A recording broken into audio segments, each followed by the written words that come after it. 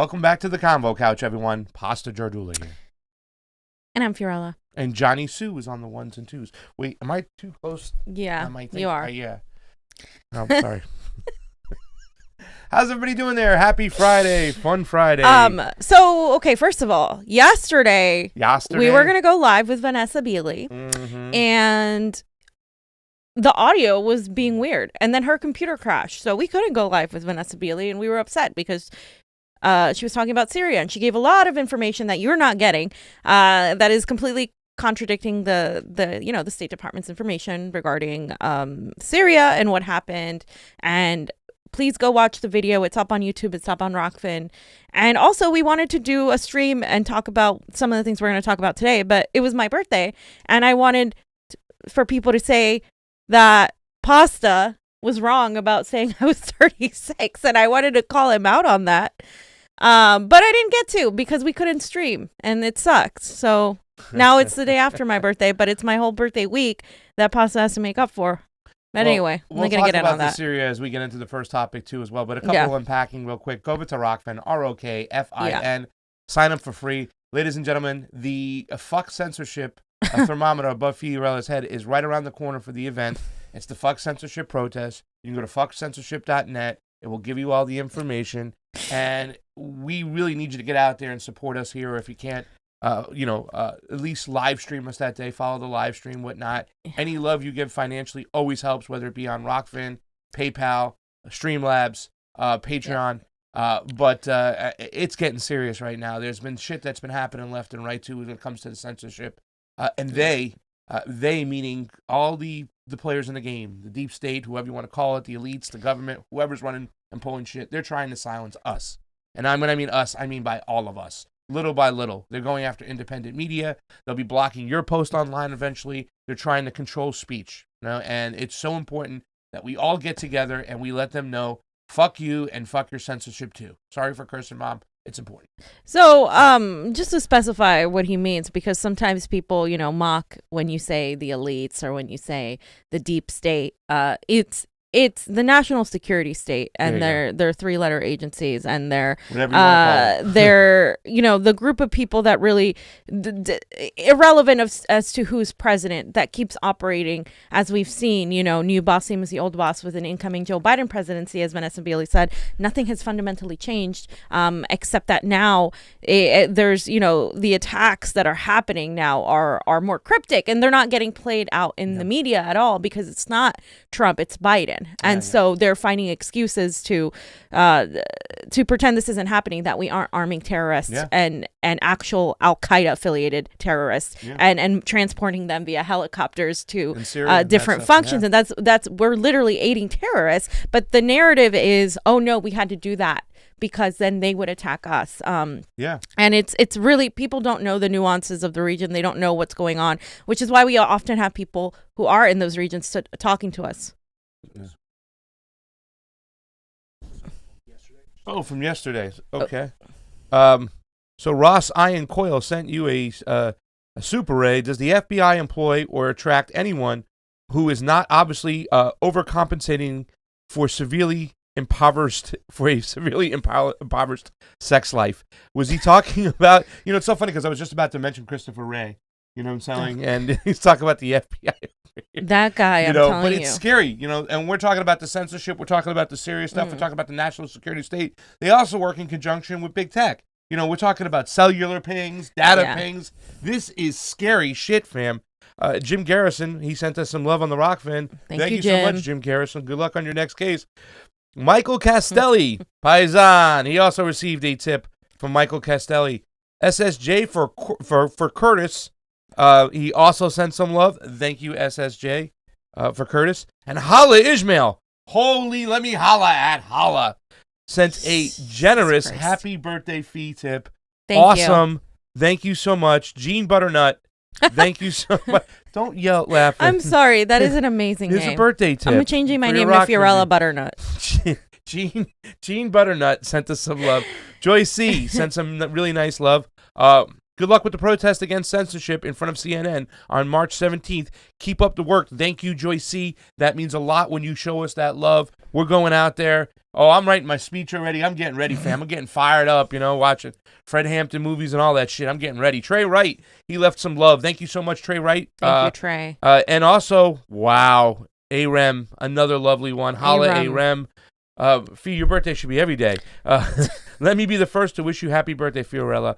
Convo Couch is so good. Thank you so much. You know, they hate us because they ain't us. Right, Johnny?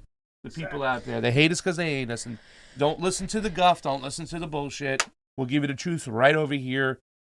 Scary times, but help us out. Let's get that thermometer moving today, and let's go have fun. Yesterday I did Shanda's show. Wow, look at this. Oh, wow. Yeah, that was just right now. I read that A-Rem and Trey Wright. Wow. Thank you so much. Holla yesterday. All those people yesterday. Butternut, Gene Butternut. Butternut, I mean, yeah. Thanks for buttering our nuts. I don't know. What? No, not in a sexual way. And like, okay. That didn't come out the way it should have. But I love your name. That's all I gotta say. Maybe that could be a character you can play, Karen Butternut. This is the day after. Okay, gosh, give me a little bit of Karen Butternut. Anyway, you can play that character. Stop. That would be my neoliberal name. Okay, Karen Butternut. I cannot wait to play Karen Butternut. Okay, so mine's Reed Finger Wagon. Let's get into some serious business here. By the way, because we are under attack right now. They have been going after Fort Fisher. They've been going after Hardlands. They've been going after multiple people on YouTube and also just Patreon and all of this bullshit that's happening. Mr. Christensen, Last American Vagabond got exactly. Down, so there's all these things happening in the media. And so I am encouraging more people to attend because this is something we should be protesting. And I know that the Red Berets for Medicare for All, I already talked to them. I said that we would interview them. They're going to be there pushing Medicare for All. And there's also, of course, the Action for Assange. So there's all these things happening, and I love this. I think it's wonderful that more people are out there protesting for various causes. I think they should attend each other's events. I think they should cooperate, and I think we need more of that. And if we have more of that, these people are going to have to respond to it. So I just wanted to say that before we started. Combining the movements is important. It right? is. It is. I mean, there were some great things about that movie, too, as well. We'll talk about it later. But the Rainbow Coalition, different issues, different things, common goal. Wait a minute. Johnny and Pasta saw the movie without me, and I'm really upset and hurt by this. Well, but I thought you were gonna be home early. I was gonna make you some mezcal palomas, and I got you fresh grapefruit. Yep. No. Anyway, I'm not. Anyway, grapefruit jarritos. Don't talk about it because now then I'm gonna get mad and say things. And, all right. Nice fresh lemon squeeze, little agave, keep it nice, shake it up, boom, salted rim with little chili red pepper. All right, guys, let's get on going over here. We love you all. I haven't even signed into the YouTubes real quick. Great thumbnail. Thank you, Johnny. 185 people watching over on. Can you? Oh, my God. I got it. Karen Butternut. She's no longer with us. Sorry. Guys. No, I don't want that. I'm sorry. 2 seconds. I'm having a boomer moment. He has many of those, in case you guys didn't know. Oh, my God. More love coming over. Look at that. Yeah, I know. But River Sticks gave a lovely tip. Thank you, River Sticks. Happy birthday. Let's get in and go over to the Rokfin, ROKFIN. Thumbs up. Share. We are being demonetized, suppressed. So let's get into it, fam. Okay, so I've been wanting to talk about this for a while because I thought it was relevant to what's been happening, right? So Tulsi Gabbard went on Megyn Kelly's podcast because Megyn Kelly's now, I think, a free agent. And she spoke about a couple things. She spoke about Syria and she spoke about AOC. And we're going to start with what she said on AOC first. This is part of what the interview was. It was like a 2-hour interview. And she mentioned that AOC, now that she's been in Congress, it's clear that she's towing the line and playing the same partisan game. So let's hear some of this. She ripped on you after you voted present on the first impeachment vote. You'd already left by the time the second impeachment came. Who knows if Trump had won re-election? How many impeachments could we have had? We could like once every quarter. Anyway, you voted present. I understood your explanation was basically you thought he hadn't behaved well, but you weren't ready to say it was an impeachable offense. That phone call with the Ukrainians. And primarily just to add quickly to that because. Look, we're in the midst of a campaign for president, and I saw shenanigans on both sides. Democrats and Republicans were playing the partisan line on this whole issue of impeachment. Both sides unwilling to really be reasonable and actually examine the facts. And therefore, what the Democrats are doing, we're pushing towards actually trying to undermine the American people's ability to make the decision for themselves. And obviously I was running for president, and I believe that Donald Trump should not be reelected as president. And I was running to bring the leadership that I could bring, but understanding the importance of the American people making that decision and not setting this precedent of that our founding fathers actually warned against. If impeachment were pursued for partisan interest, then you're undermining the foundations of our democracy, where voters will lose faith that their votes actually matter. Because what's the point if you vote and you elect somebody and the losing party immediately starts to move to throw that person out of office? What's the point of having an election? Exactly. And that was the point that I was trying to make. All right. So what do you think of her ripping on you for voting present, saying, we are set here to lead? She didn't listen to what I was saying. I honestly, I didn't give it much mind. She's somebody who does buck her own party. She comes at it she's farther left than somebody like Pelosi. So she's no way a Republican. She doesn't have positions that, she could work across the aisle on for the most part. But what do you think? What do you think of her? She gets a lot of attention. She's smart at using social media, but very, very polarizing.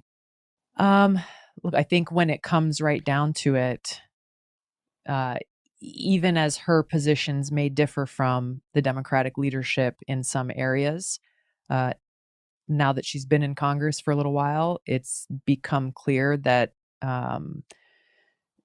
she's towing the line and playing the same partisan game that too many other politicians are playing. And, there's been some recent examples of that where there have been some overtures. I think recently Ted Cruz reached out on Twitter and said, hey, let's work together on an issue. And she basically said, screw you. You tried to murder me, she said. Exactly. Oh, Lord. So she's such a drama queen. Yeah. You could say that. I think that's been one of the, you've seen it from her. We've seen it from some other people in the aftermath of January 6th. Unfortunately, members of Congress painting themselves as the victim and drawing attention to themselves rather than saying, okay, how can we be a part of the healing solution to help unify a country that's been so torn apart? Wow. That is awesome. Yeah. So on 2 points, the first point I want to make is regarding the impeachment process. I was entirely with Tulsi Gabbard on impeachment. In fact, I wanted her to vote present. You did call because it was the right thing to do. A lot of people on the left were completely against us for stating that, but that was the right call. And I 100% agree with that still to this day, because she's absolutely right. It was all from the moment Donald Trump was elected, they wanted to impeach him. Yeah. And that it became this game of partisan football and Trump, anti-Trump, pro-Trump, and this whole thing. And it wasn't for the things that they could have impeached him on, because they would have had to impeach themselves. Because if it was for the emoluments or any actual significant thing, then they would have inculpated themselves. So it was just a game, and I thought we were wasting money, we were wasting time, it was a distraction. And so that is exactly the way I saw it too. And when she voted present, the media, AOC, the squad, the progressives were all like, I can't believe that, how dare you vote and it was just this vomiting of vitriol at Tulsi Gabbard for the wrong thing. I mean, there are other things I don't agree with her on, but this I was 100% on it. I gotta say that I wanted Tulsi to vote no. Fiorella said she should vote present. Fiorella literally said she should vote present, and she did. And I was so proud of her for doing that, because originally when she agreed to go along with the impeachment, I was mad for two reasons. Number one, the regime change candidate cannot be siding with Democrats, establishment Democrats, who want to impeach a president who forced a regime change and a coup in Ukraine and then financially profited off them. In other words, the sins of the leadership of the Democrats, Nancy Pelosi, Adam Schiff, Mitt Romney was even involved there too as well, Joe Biden, their sins were way worse than Donald Trump trying to kind of manipulate a situation with a phone call like he did. And I also want to point out too, fam, that after AOC went on to go out there and complain and put Tulsi Gabbard on blast. We are sent here to lead. Yes. Less than 3 days later, she was or 3 or 4 days later, she was in Venice Beach at a protest, and she literally said Tulsi's words that she'd been saying on the campaign: our foreign policy is our domestic policy. Yeah. You know, when you almost fall out of the chair, that's what almost happened. Really, it was just, and to see people like AOC in Congress right now and people on the left going, AOC 2024, and they're happy that Tulsi's Gabbard is gone. Just the way Gabbard was, what she's talking about, the way she carries herself, her knowledge, her leadership. And once again, I don't agree with her on a lot of things, fam, but this is the type of people we need there that want to work across party lines. And she even pointed out, AOC, she can't work across party lines. Right. The whole theatrics of Ted Cruz. Look, I don't like Ted Cruz, but he was actually she just, because that's her whole shtick. Her whole shtick is to live off hating Republicans. Yep. That and Megyn Kelly was wrong, and Tulsi corrected her in the Tulsi way, very polite. That AOC is to the left of the Democratic Party, right? And Tulsi's actually, if you actually closely watch what she actually is doing, she really just toes the party line. And that's something it's important that somebody else says, because this is somebody that, still worked within the system. Tulsi Gabbard, as a Democrat, was in the Democratic Party, and she didn't toe the party line. And you can tell she didn't, because she was effectively pushed out, smeared, and that happens to every single person that attacks the national security state, attacks the military industrial complex, and has nuanced, independent points of views that aren't so quickly manipulated into this partisan, oh yeah, Democrat, oh yeah, Republican. And by working across the aisle, it shouldn't mean that you're just going to give up and become a Republican because you just want to work with them so bad. That's not what it means. Yeah. That it means basically that if there is, you have to work together to get something done for Americans, you have to fucking do it. That's it.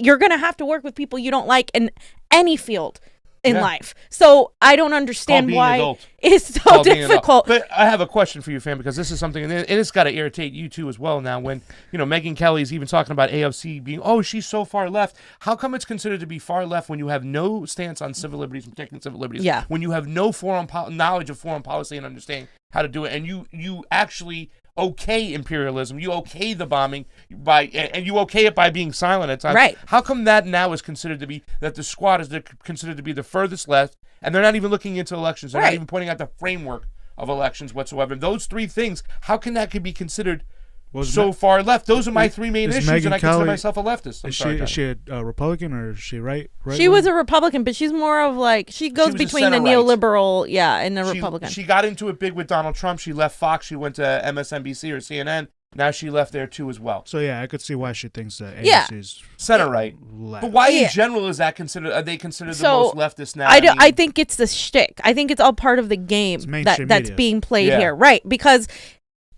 anybody outside of the U.S. could tell you AOC is left of center at best. And the thing is, she talks a big game, though. She talks a big game on social media, but her actions, her policy, her legislation is absolutely lacking any sort of leftist, because you have to be anti-imperialist. And that's what these people think. And somehow these neoliberals and these neo-progressives, they literally think that, they dismiss foreign policy. So the people they admire only focus on domestic policy. Cori Bush, Alexandria Ocasio-Cortez, you can look at even Rashida, they barely touch on foreign policy. And when they do, the Democrats, of course, attack them, so then they don't ever do it again. When they talk about Palestine, that always happens. And so it's part of the shtick to think that AOC is the far left, because then Republicans are look, she wants to cut your civil liberties, she wants to amp up this cancel culture and all this stuff, so they can attack her via that, and then she can come back and say, they're racist or anti-trans or anti-this. So that's how the game lives on, because you're believing that she is a representation of something she is not, and at the same time you're believing that the Republican Party is an entire monolith, when it's actually kind of fragmenting too. And so there's this populist movement that's coming out on the left that's also anti-imperialist, and there's also some of that coming on the libertarian end. People like Tulsi Gabbard are not unique to the Democratic Party. Some could argue that she could be in the Republican Party as a libertarian or something like that. Yeah. But she still is to the left because she believes in some social safety nets. Yeah. And and it's those things. So she's a very difficult figure to put in a box. You can't be like, oh, Tulsi is this and that, and like it's black and white with her. It's not. She looks at the issues in a very nuanced way, and that's why I like her, because I tend to look at things like that too. Yeah. And I think that's the way we should look at things. Not, oh, well, I'm a Democrat, so if a Republican says that, I'm not even going to consider it. That's not how things work. Yeah. Or I'm a socialist, so if a libertarian says it, I'm just going to not even look at it. No, that's not how things should work. It's the truth first. Yeah. It's called being an adult, fam. That's why I love Tulsi. And fam is on fire today. And I just think the fam that we have to counteract this. Johnny, I think so too, as well, is when anybody says that these people are to the left, we just got to say, that's not left, it's bourgeois left. That's it. We have to keep it. It's bourgeois left. Let's establish what the squad is. They are bourgeois left. They are far bourgeois left. They could capitulate to the Democrats. So. Yeah, they consistently capitulate and toe the party line, just like she said. And she called it out. And she was nice. She's like, yeah. When she said she's a drama queen, it's like, Tulsi, come on, like, slay her. Like, no, it's just that is who she is. And it's just like, I would have been like, yeah, she deserves a Golden Globe for Best Actress in America's season 2021 finale. Like, that's literally like how I have come to see her. And this has been in a short amount of time. Like 2 to 3 years ago, we were all about AOC. 4 years ago now, but I mean, it was funny. Shanda asked me in the show. She had a picture of me and AOC, and I said I was so impressed when I went to that campaign headquarters. They were organized, grassroots, ready to go. All the Hindu speaking people come over here. All the Spanish people speaking over here. Yeah. All the English people come here. They had good pizza. I had 4 slices. I might have had 4.5. It was delicious. It was good from the Bronx. But once again, they were so organized. I was so impressed. But we saw signs then, fam, that stuff was happening. And here come these leechy Democratic lawyers and establishment fingers coming on in. Let's show this, because this is the real reason. This is the real reason why I supported Tulsi. I am glad to hear that some of my former colleagues in Congress are speaking out against the recent unconstitutional airstrikes in Syria. But they're ignoring the bigger issue. The regime change war the United States continues to wage in Syria, using Al-Qaeda, al-Nusra, HTS terrorists as our proxy ground force, and who now occupy and control the city of Idlib, imposing Sharia law and cleansing the area of most Christians and religious minorities. The Biden administration continues to use our military to illegally occupy northeastern Syria to, quote, take the oil, as Trump so crassly but honestly put it, violating international law. A modern-day siege of draconian embargo and sanctions, similar to what the Saudi-US alliance employed in Yemen, is causing death and suffering for millions of innocent Syrians, depriving them of things like food, medicine, clean water, energy, warmth, and making it impossible for the Syrian people to try to begin to rebuild their war-torn country. Bam. I mean, wow. It's just on the money, and it sucks because she's not in Congress. We live in a shit I'm glad reality. That right-winger's gone, fam. Yeah, aren't you glad that turf is so gone? Go get a job on Fox. Yeah. So, I mean, okay, first of all, she said, as Trump, we're in there to take their oil, as Trump so crassly but honestly put it. And that is something we have to remember about Donald Trump. What he did is, in spite of himself, he was brutally honest in his beliefs. And so, like, America, the neoliberal, democratic, we are justice and truth, didn't like that, because that is who they are. That is what this country and the defense industry and the corporations and these corrupt politicians have made this country. That is what this country is. But the Democrats and the neoliberal establishment didn't want people to see that. And inadvertently, even though Trump was doing the same thing that they've been doing forever, he was honest about what he was doing. Like, he called it what it was. He didn't say, we're going to go in there, spread humanitarian aid. He was like, nah, we're going to take their oil. And it's like, okay, well then, that is what you're doing. So own it. Honest. So own him. Yeah. And they did it. And so that's one of the reasons why he was pushed out and he was so hated by everybody. But Tulsi hit on an important point about sanctions.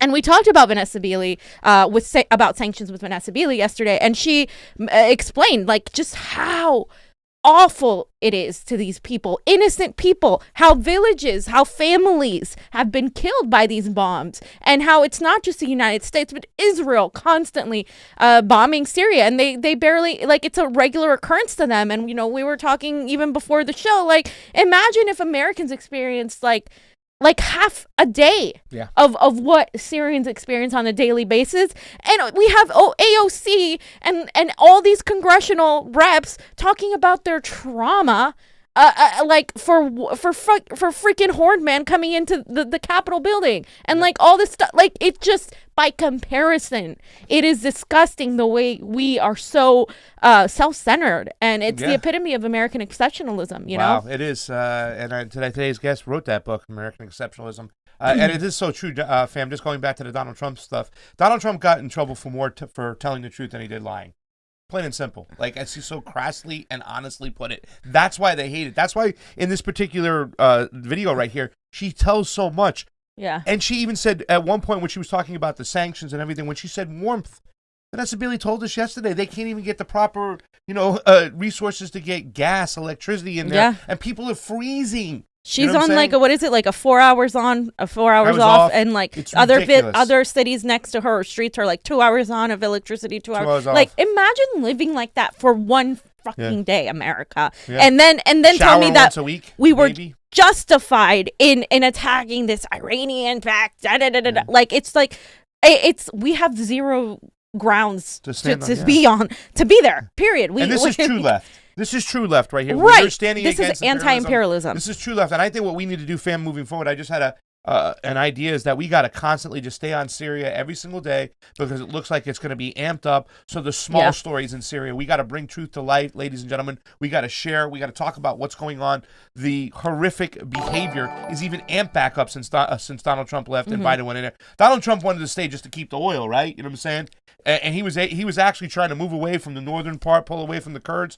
But everything is re-amplified again. New bases are being opened up. New military equipment's coming in. So we have to talk about this constantly. So, yeah, and I'd love it if somebody like Vanessa Beeley went on Tulsi's podcast, because I think that would be a very great conversation to be had. Now, both of them are called Assadists for simply wanting to stay away from Syria, and I think that's something to be said of how the propagandists here are still managing to shape the story, like Assadist. They're even we're being attacked for being Assadist, which is ridiculous, because if you understand foreign policy, you know that this is more of like, leave them be. Leave this country be. You've done enough damage, America. Like, get out. And the fact that she's mentioning this when nobody else, this is what AOC should be doing. This is what I want to see the squad doing. They are not doing that. They're not even doing a tweet. The only one who did was Ilhan. And hers still was like, Assad is a dictator and all this crap. Manufacturing consent inside there. Right. They're supposed to have elections late April or May coming up. Which is scary. And I did ask Vanessa Beeley, I said, what is the support she has from her people, the Russians, the Iranians? And it's still all there, is what she's saying. But we'll see with the elections coming up and whatnot. And, America can't even get its own elections right. They should stay out of other elections. I will assume that they will try to be in there saying that those elections that Assad won were all phony, fake fugazi, just like they did with the whole Maduro situation, and named Juan Guaido interim president. Fam, I name you interim president of the United States. I'm pushing Kanye out. I'm pushing you in. Sweet. Yes. Everybody, you're in for a great time.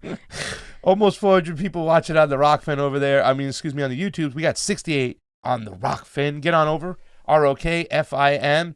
Just really quick super raise to catch up with. River Styx, we just talked about him. Red Economics. Thank you so much. I was trying to watch a show that Red Economics was on, and it wasn't coming in properly. I want to see that. I want to know about Red Economics. Jose Tavares, thank you so much. Happy birthday, Fiorella Butternut. It's Karen Butternut. John Kelly says, happy birthday. Stay radical. She is, John. She ain't going nowhere. Sarah Wagner, happy birthday, Fee. Fred Edwards gave the fist. We love Fred Edwards, by the way. And that's a lot of love so far, right out of the gate. You guys are awesome. Who is that? What's his name is in the chat? Okay, slow day news in the wood-fired ovens pasta. That's what makes Brooklyn pizza. Okay, Steve, you don't know what the hell you're talking about. That's not Steve. That's Sequoia. That's not Sequoia. That's Slow News Day. That's Steve. Okay. When Sequoia speaks, I'll address him. But Sequoia would have the same type of statement like that. In Brooklyn, they don't use a lot of wood oven fires out there. They use the old conventional pizzeria ovens. Don't tell me, pal. Anyway. People trying to tell me. Get over to Rokfin, Rokfin. I love you, Steve. He used to be a doughboy. I was an actual doughboy. I was the youngest of 3 cousins. God, Jesus I was Christ. in charge of making the dough. Johnny, I saw something down over there for a really nice... There's so many memes. Yeah, 6 hours ago. Yeah, before the show, 6 hours ago, someone did this donation here. Look at this. Here's to seeing the fam in D.C. I hope you guys meet your goal. You guys are doing a fantastic job calling out the BS against the establishment and the system we have in place. I help a friend run a page called Shout Politics, and we post a lot of your work. Oh, Shout Politics. So Thank you, Shout Politics. I went through it. This is our page on Facebook. It must be on Instagram, too. I think I saw it. Yeah, it's on Instagram. And, that's where I've seen it. And, wow. yeah, they got Fee's little tweet here, February 28th. Democrats are distracting you. Johnny, you're so mean to me. Johnny is a mean brother. He is not. Stop. Don't say that. That's not true. He is totally. He's a loving brother. No. He is. And I'm a loving He picked a really bad place to go to eat yesterday. Yo, yeah, I heard that. And I was here waiting like, yo, I got you. But you guys went out, did your own thing. You didn't want to wait for me to be done. And I have, like I said, fresh palomas ready to be made for you. And you didn't come home. So. Kit. We'll get Kit. We got to get Kit. We got to get Hardlands on. They've been censored disgustingly by YouTube. Well, they're on the right, right? Kit, message us. See if you can get on later on the show. Yeah. Kit Cabela, get your ass going. Get in here and stuff like Somebody this. tell Kit, like, we want him to talk about Chicago pizza.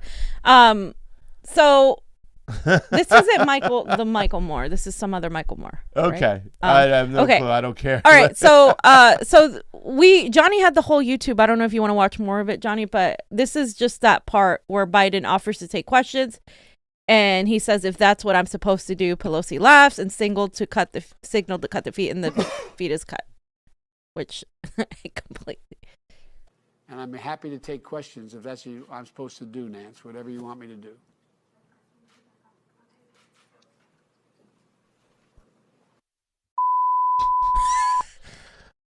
Johnny, did you want to add some context before that from the YouTubes? Yeah. So this was, I guess, like a Democratic caucus, like little issues conference thing. So this video from Now This has way more dislikes than likes. One, it's just 17 minutes of it. I don't know if this is all of it. I think it's just the ending. Right. And so Nancy introduces Biden. Biden goes on. He reads off a teleprompter for like 8 minutes straight. And then, yeah. And the way they like introduce each other is gross. Like she's nauseous. Like, oh yeah, oh he was bragging about what was he bragging about? You were the best Speaker of the House we ever had. A lot of great speakers and stuff, and I thank you. Like we talked about it. Donald Trump would brag about himself. The Democrats, they brag about each other. You're the best, Nance. You're the best there ever has. He called her Nance, and I approve. He goes, I love the devil out of you. Well, you better get a Ouija board to get the devil out of that woman. It's going to take more than just loving the devil out of her. I mean, this is just nauseating. Let's see for yourself. And they were bragging that Biden was bragging that Republicans are like down with what he's doing and stuff. Yeah. And he called Obama modest.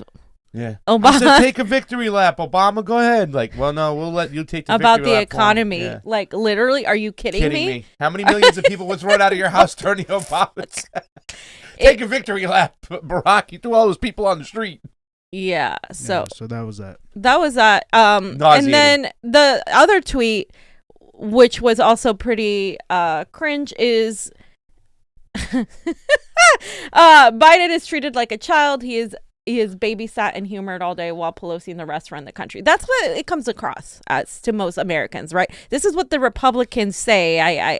And these people who don't like the Democrats, that Biden isn't in charge, that it's all about Harris and Pelosi and Clinton and the Obamas. It's Obamas and the Clintons in the back calling shots. In order to open these doors, we do not say open sesame.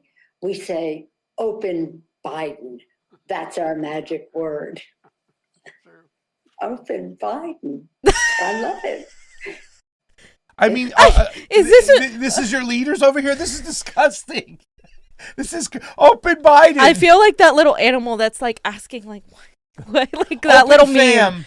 Like what in the world? What reality do I live in? Am I on mushrooms right now? Did I take acid? Ladies and gentlemen, the leaders of the Democratic Party. There's no way that this party and that man got 10 million more votes than Barack Obama. I don't care if they got mail-ins coming from Mars in that voted for him. It never fucking happened. These people are ridiculous. Oh my God. They have ruined the country. He's joking, guys. Her state is one of the worst states when it comes to the homeless situation. Small businesses are closing left and right. Right? Oh, yeah. Yet while they're going out and telling people they got to stay at home, they're going to hairdressers and dinners in Napa and stuff like that. These people are a joke. They're disgusting, and we need to get rid of them. They are despised. Let me tell you, by the way, because I went to a hairdresser the other day. They are despised by these Democrats. And a lot of these people were not Republicans. Some of these people in the hospitality industry and the retail industry were Democrats, and they hate Gavin Newsom because of what he did. He ruined their lives. He ruined their businesses. He ruined their work. Their everything, everything in their life, because their livelihood is what allows them to have a certain life and to be able to employ other people too. Yeah. So it's if you have a small business, you're also employing people, and those people are screwed too. So everybody that's in the hospitality industry is mostly pissed off at Newsom, because if you look at Florida's numbers and our numbers, I mean, it's the same. And Florida has been open for a while, and you could put in the protocol. Right now, we have retail. We have malls open completely now, right? Malls are open, but gyms are still closed, and you can't do certain things, and it doesn't make any sense. It wasn't done in the right way. Yeah. They should have either shut everything down for a little bit, given people money, and then reopened, or they should have just shut down for a very small time and given safety protocols, and then reopened everything with safety protocols and allowing what people, to function in the ways they did. In Florida, the servers were wearing masks, the bartenders were wearing masks when you could still go inside and eat there. They had to follow some protocols, but it was logical. It wasn't let's just shut everything down. And now you have to think about the economy here, fam. In LA, literally people in LA is the place, kind of like Paris is the city with cafes. LA is the place where people go out to eat a lot. People go out to drink a lot. It is literally industry. That is exactly. And then there's people who work in those industries. Really depend on being open, whatnot. And as somebody that used to work in that industry, I have a lot of sympathy and empathy for what these people were put through. And a lot of people were telling me that they moved out to Florida and Texas, where the laws are more lax, but it's hard to tell people. And I know people from New York too were complaining about how Cuomo handled that and how they were screwed. I know gay unemployed waiter on Twitter was talking about how it was just disastrous to some of his friends. Some of his friends were suicidal and all of these things. It's really shitty. Yeah, and I don't think these people are small D Democrats. Just had to do that, Johnny, for Johnny, because Democrats, small D. Small D. But I mean, really, they really are upset and they hate. I mean, because here's another thing that also happened too as well. Ron DeSantis took a chance. He opened up his state right away. Gavin Newsom closed it down, but when he closed it down, he allowed movies to operate and other things to operate, where he wouldn't let restaurants outside for a good 3 months that moved their businesses outside. Not even outside. With permission. Yeah. Some of them that moved their business, she wouldn't even let them open up past 10 o'clock. So I remember we saw the lady from the Pineapple Saloon over there in Van Nuys just crying, but next to her, a movie set was granted whatnot to go and do whatever they want at all hours of the night. So you can see just the difference when you have money, when you have power. Sure, you can open and operate. Who do all those people support? They support people like Gavin Newsom. And that's why there's this Recall Gavin Newsom movement. And a lot of the progressives are but we don't want a Republican. And it's what difference does it make at this point? And it's going to be very difficult to get a Republican number one in the state right now with the way it is. I think it's going to be difficult. I think people are pissed off, but it would require a lot, because the Democrats are Newsom getting recalled, by the way. Yeah, the Democrats are like a gang here, just like in New York. They're very much in control of the whole state and the election. Cuomo's under fire. They're looking to remove him. Gavin Newsom is being recalled, and Ron DeSantis has the highest rating of any freaking Florida governor of all time. And I don't even like Ron DeSantis. Yeah, we tell me we don't live in a cartoon, though. We live in a fucking cartoon. Yeah. And we live in a cartoon. So also, this was something that was brought up. Someone said, I just realized that Biden has held a State of the Union address. He's the first president in at least 100 years not to do so. The last president not to hold a in-person State of the Union was Franklin FDR in 1945. He died several months later. Yeah, he was sick. Someone put this article, and the last 6 presidents have also not delivered an official State of the Union during the year in which they were inaugurated. If you actually go to that article, they talk about how there's no deadline and stuff is in place for delivering State of the Union. But then they refer to the U.S. Constitution, which says the president shall from time to time give to Congress information of the State of the Union. The last 6 presidents have not delivered an official State of the Union, but where is it? Right here. Recent tradition has been for presidents to deliver a message to a joint session of Congress, but not an official State of the Union in their inauguration year. The previous 6 presidents have done that, according to the report. So Biden hasn't done that. Yeah. He hasn't come out. He hasn't come out and spoken to the people. No. He hasn't come out, spoken to Congress. He hasn't come out to because speak he's not in charge. Anybody. But he got 10, 12 million more votes than Barack Obama. He's like taking laps around the White House so they can take pictures of him. Biden is eating ice cream. And I feel I genuinely think he is in decline. But another thing I wanted to point out about Biden, you guys, was the whole we need to vote for Joe Biden to help immigrants and help people of color and the kids in cages. Well, as we all know, that didn't change. He completely backed out on his word of reining in ICE, not even abolishing ICE, just reining in ICE. Yeah. He backed it out on his word. He has deported more people than Donald Trump did in his first 30 days. And now Biden is planning on fully opening ICE detention centers without any COVID protocol of any kind. So whether you think COVID is as serious as it is or it isn't, his reasoning is coming from using COVID to help dwindle the rising number of minors crossing the border. So if we look at over here, Nick's tweet, he got this from the news, and it said the Biden administration has notified facilities caring for migrant children that they can open back up to pre-COVID-19 levels, acknowledging extraordinary circumstances due to a rising number of minors crossing the U.S.-Mexico border, according to a memo obtained by CNN. So not only is he keeping these cages, right, he is reopening them with no safety protocol for COVID. And whether you think that's serious or not, the fact that he's doing that while simultaneously preaching about COVID safety protocols and people like Gavin Newsom and Cuomo talking about, social distancing and all the shit that these liberals are talking about, that like while they're doing that, they're doing the opposite when it comes to these facilities. Now, why is that? I guess they think less of these. They don't care about these people having COVID or not. And now there's more people coming in, according to them. So they have to take these extra measures. But I thought we were going to solve this problem and find a pathway to citizenship. And I thought we were going to figure out a way to deal with the situation that we created for ourselves, because we screwed these people's countries and now they have nowhere else to go. Yeah. And I'm talking about the global south, particularly Central America, which is where the vast majority of immigrants are coming from. Yeah. And it's really disgusting to see now, on one end, Biden is talking about, COVID and vaccines and social safety, social distancing and all this stuff. And on the other end, he's opening up pre-COVID levels. We're not gonna have. These facilities were already doing absolutely nothing regarding COVID. They had no protections for it, nothing to help them cope with a pandemic that even we have out here. So imagine what you're going through times being in an actual influx facility. Yeah. Well, I'm glad that you are calling them facilities, not cages, because that's what they are now. Facilities. Yeah, facilities. So, not cages. Yeah.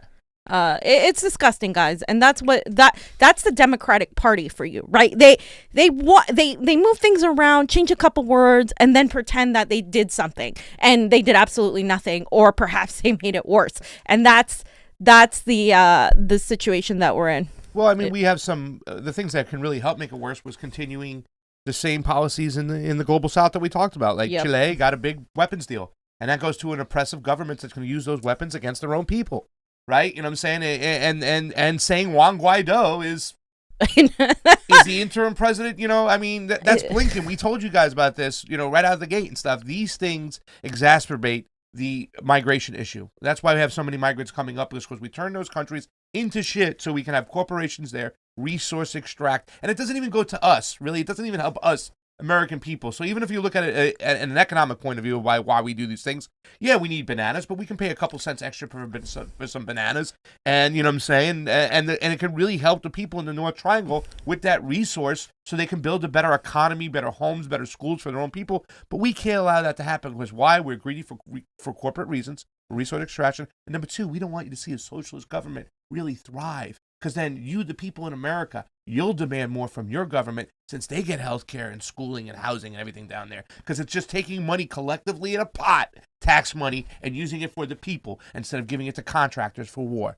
It's not Marxist, socialist, and communist bullshit. You know, I had a good conversation with that guy, Eagle Ed Martin, yesterday about this whole situation. He goes, well, I don't know if that's the only reason why we have a migration problem. I'm like, well, it's an area we never addressed. We never tried it. We never said, hey, let's pull out of the global south and see if the migration problem stops. You know what I'm saying? Yeah. We've never done it. And how much does it really lead into the problem of immigration? Because a lot of Americans, a lot of people who attended that CPAC rally, they think they just come here because we have so many opportunities, and they're coming to take opportunities. And by coming to take those opportunities, they're taking them away from other Americans. So they look at it as almost like just an individual choice. They don't understand how we kind of push that.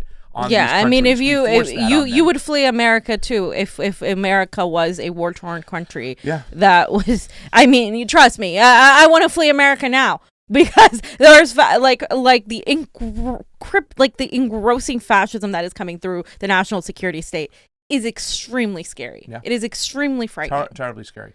Red Economics says, let's get all the censored fam together for a live stream marathon and give censorship the middle finger. There is an you can email. send it to me, and I will. Okay. There is an email though in there. I just saw it when you put it up there. It was like the third one down. Okay. If you put in Danny. Trey Wright says that. Fam, can you say this for me real quick? I don't want to say that. That bitch Pelosi is nuts. Yeah, third one there. Daniel Haiphong.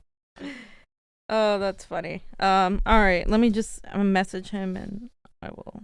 We got it probably, but I think that's... Oh, look at this. SSJ for Curtis says, happy birthday, Fee. Thank you. Fee's going to have a birthday every day. It's a birthday week. It's a birthday month.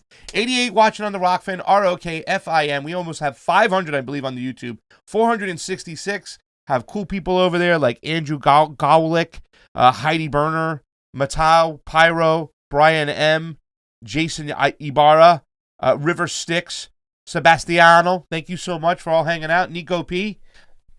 Everyone Lies, you're right. That's a great name. Larry Fine. Larry. I've got one over here. What do we got? Congresswoman AOC has donated. I'm only giving you this so you guys can stop being violent to me and my squad, but I need your help. I'm still hiding from those Trumpers since January 6th, and my clone is taking my place. Biden locked the real me in here. Send help. I got cake for Fee. Congresswoman AOC, thank you so much. Thing you for the super chat contribution, AOC. So you've been replaced. You know what? This sounds like a perfect Q thing. Like, is this hilarious? Like somebody took it right out of the freaking. She's been replaced, and it's her clone. Yesterday we had the final Q day, right? I guess. Oh yeah. So guys, did you know that yesterday on my birthday it was when the Q folk thought Trump was going to become president? Yeah, he was coming back. Yeah, he was coming back on my birthday. Isn't that? But it didn't happen. The prophecy did not. I think that was a bunch of bullshit, a little bit lied and whatnot, trying to make the Qers look even more dumb or anything like that. It's ridiculous. The whole thing is a giant psyop. It's a whole ridiculous psyop. They put, they what they do is, like we've said before, they dwindle the there's some bits of truth in there, and they smear them all with a bunch of lies, and to, like election fraud is now like a conspiracy, Yeah, that's what they're saying. That's they're going to say election fraud came out of QAnon. Right. It did not. Right. You know what I'm saying? That's the whole thing. Like this whole thing about like you really trying to make them, they're dangerous, they're violent, they're lies. And then they kind of lump everybody else in there with them. It's just it's a crock of shit. If you don't believe what they have to say, then don't listen to them and move on. But here's the thing. There's a reason why they've gotten to this point is when your government and your mainstream media constantly lies to you all the time. So blatantly, you're going to go out and you're going to seek truth, any other type of truth, whether it be good to you or bad to you, somewhere else. And that's what's going on. So we wouldn't have this problem if we had an honest media in this country and we had honest politicians and an honest government. But how often do they lie? They lie to you at every single turn. They can't open their mouth without lying. You know what I'm saying? Forget about it. Jonny, can we show the censorship to Hardlands Media real quick? Because so we don't have to go into the next section. Should we? All right. Okay. Because he's on at 2:30. Gotcha. Yeah, that's two. It's not a long section, but it still will take a little bit longer than that. Yeah.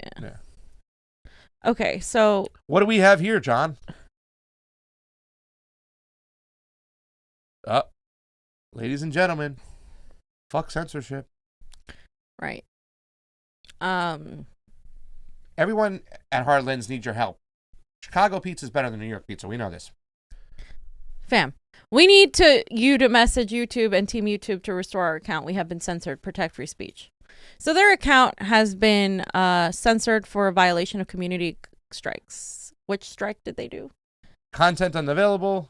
Expires. Biden gets inaugurated. June 2nd. Spam, deceptive practices, and scams. Really? So Biden gets inaugurated. Biden is now in charge. Biden, how was that video? I didn't get to see it. March, April, May, June. They got a 90-day strike? That is disgusting. What is that, strike two or something? Or what? Yeah, that is 2 months. What? They pretty much just chopped their knees off. They just whacked their knees off, right? You know what I'm saying? They literally just disabled. You know what I'm saying? This is awful. This is fascism, guys. This is fascism. This is fascism. They're controlling what you hear. Wow. They didn't do. First of all, let me just be very frank here. Hardlands Media doesn't even they haven't even covered some of the more like controversial topics like election fraud to the depth that we did. Yeah. They actually are, they're leftist. I don't know, somebody out there said they're right. They're so hardcore leftist.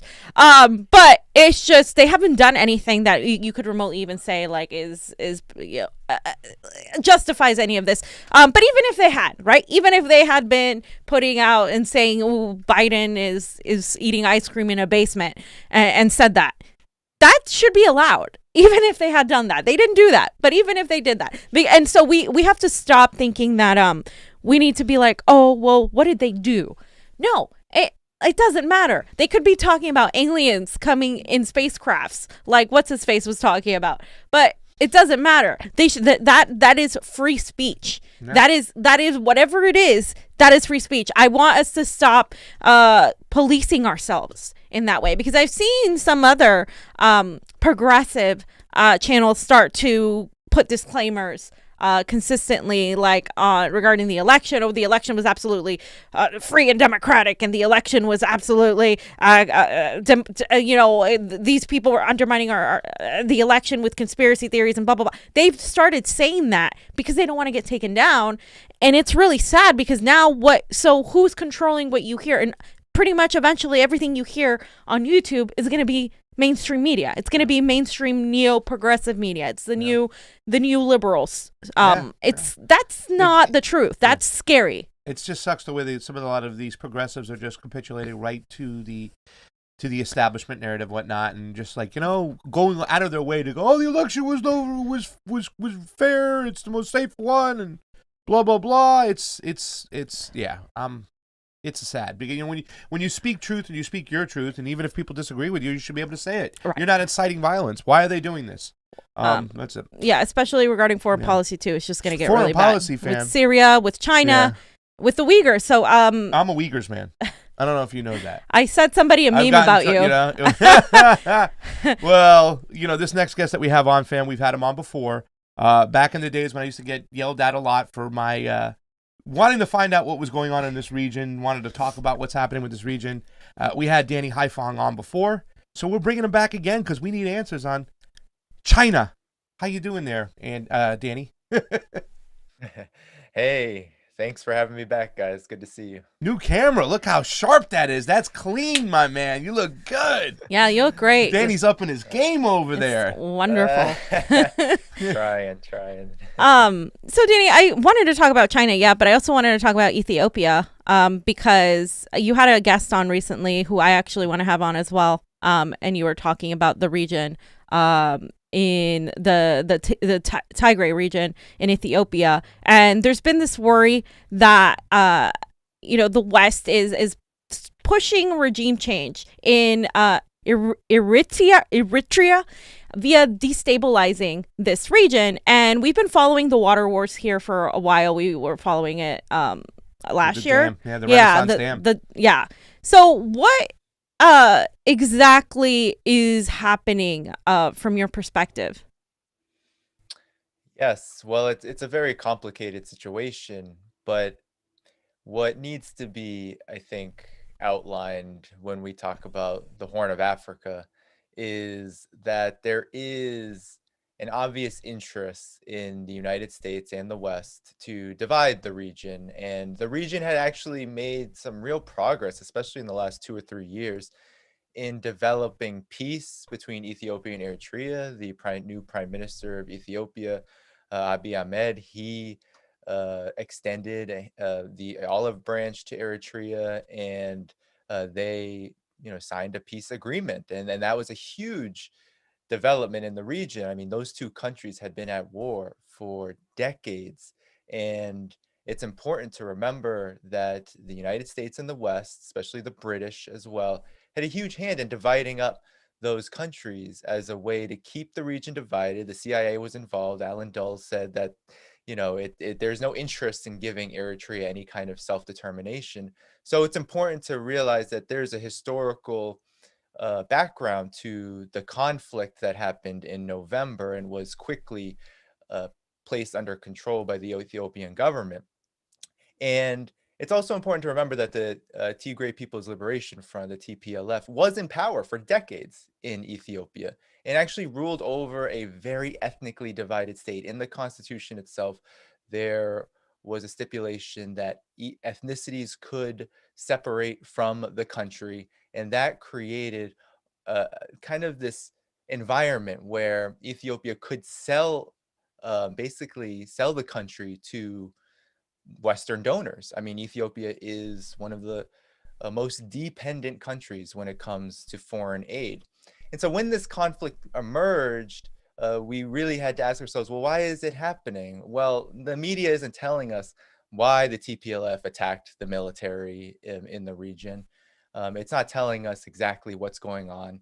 And they're crying about not being able to go over there when they haven't even been asking the questions. And the question is, well, over the last 2 years, why is it that peace between Eritrea and Ethiopia has been the big issue, right? There is, I think the way that Ethiopia is portrayed as this now military stronghold that is kind of oppressing this region, that was never the case before 2018. That was never the case before this conflict. And I think the real reason why it's being talked about in this way, without any evidence to all of these abuses that are being claimed. Eritrea is being the U.S. embassy in Eritrea claimed that Eritrea was invading the Tigray region with the Ethiopian military to smash the righteous rebellion. But even though we know that human rights abuses are going on, we don't really know who's committing them. And the TPLF is not necessarily a stranger to human rights abuses. Before Abiy Ahmed came into power in 2018, there were protests all across the country. Tens of thousands of people from the Oromo ethnic group and other ethnic groups claiming that the government was in fact oppressing and super exploiting certain ethnic groups for profit, super exploiting and oppressing ethnic groups based on this very divided state. So now it seems like there's this dark cloud over Ethiopia when there has been actual progress made. And I think we have to ask ourselves why that is. And I think it's because the West and the United States and these external powers, as well as the former leadership of Ethiopia, the TPLF, have a real interest in ensuring that there is no stability and there is no peace, in the Horn of Africa. Yeah. Do you think that a lot of the issues do stem from the Renaissance Dam? Because it seemed when that project went on, it was made known in the West that it was funded a lot by the Chinese, whatnot.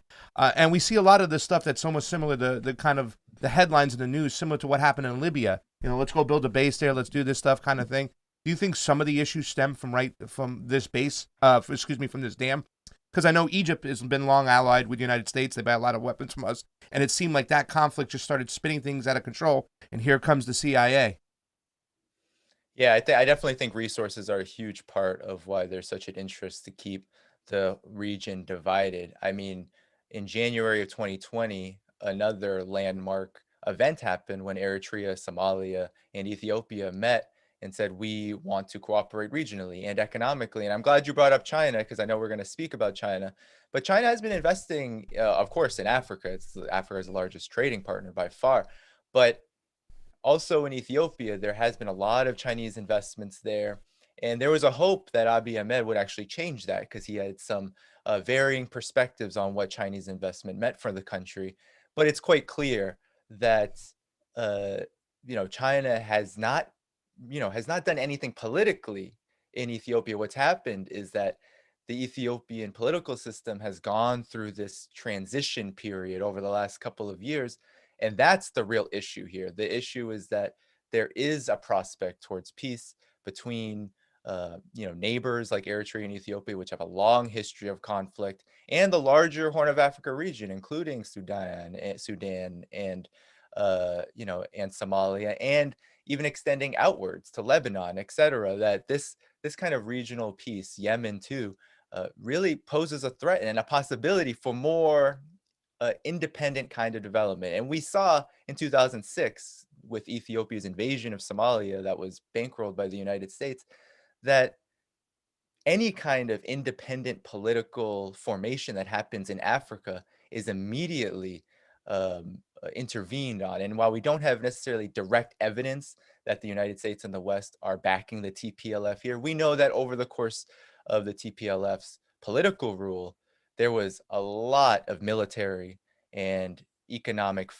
assistance given to ensure that this kind of ethnically divided state and dependent state could continue, that there would be this foothold that the Horn of Africa had, where the US and the West could exert their interests without question. And that includes also Israel, etc. When you talk about the water wars and the Nile and Egypt, it's all about how to maintain Africa's dependency on the West and the United States via its proxies.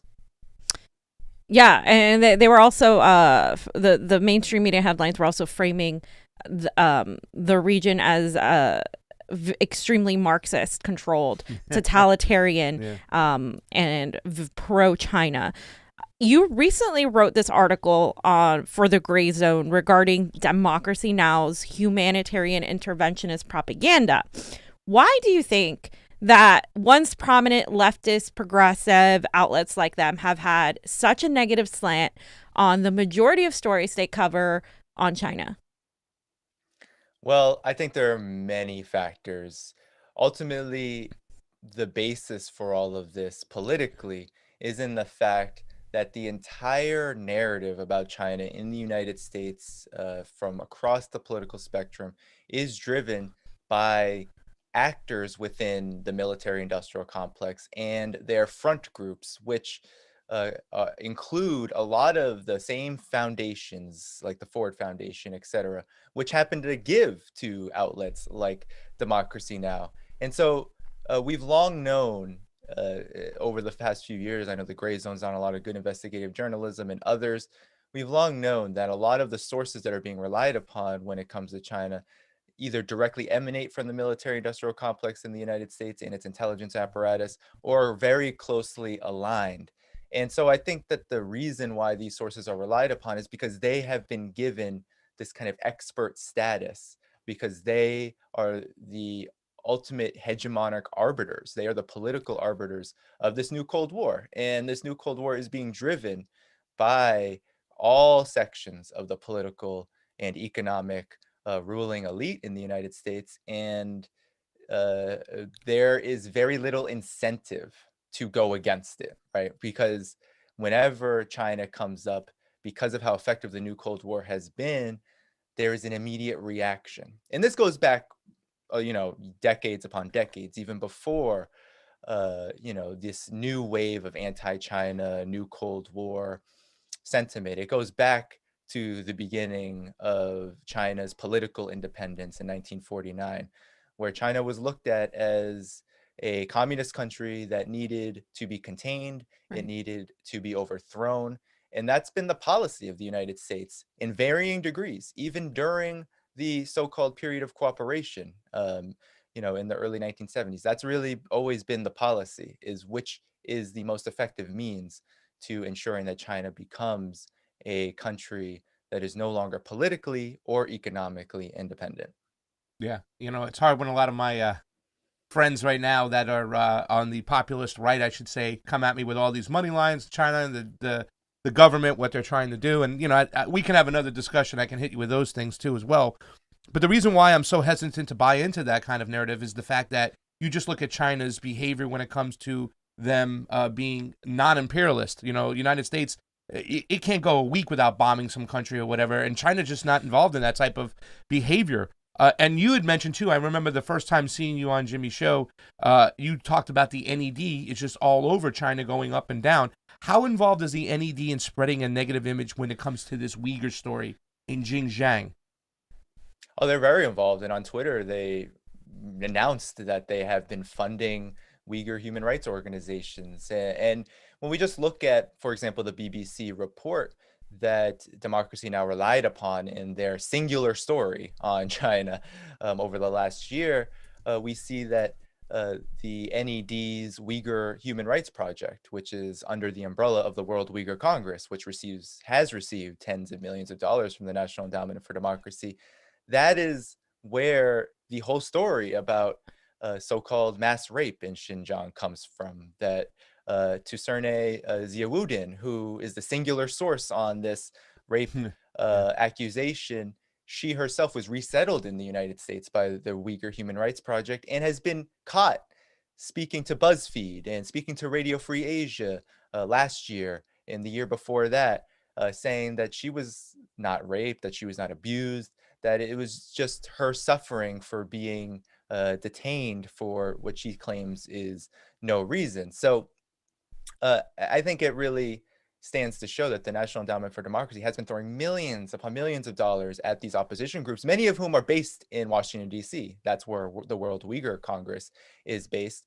But when it comes to, let's say, the issue of Hong Kong, there are groups operating in Hong Kong directly that are funded also to the tune of millions of dollars to instigate separatism. All of this is about separatism. It's about breaking up China into pieces so that it can't effectively govern. And so when people say, that China, with these talking points about, China being this terrible entity, then the question has to be, why is there so much aggression from the United States towards China? And why are these groups operating at all? Some may buy into the headlines and the numbers that are like 2 million, 1 million Uyghurs being detained without any evidence. But when we ask the question, what is the motivation? Then we can get to the fact that there are actual developments that are based in real life, which are happening, that the United States and its allies do not like to see.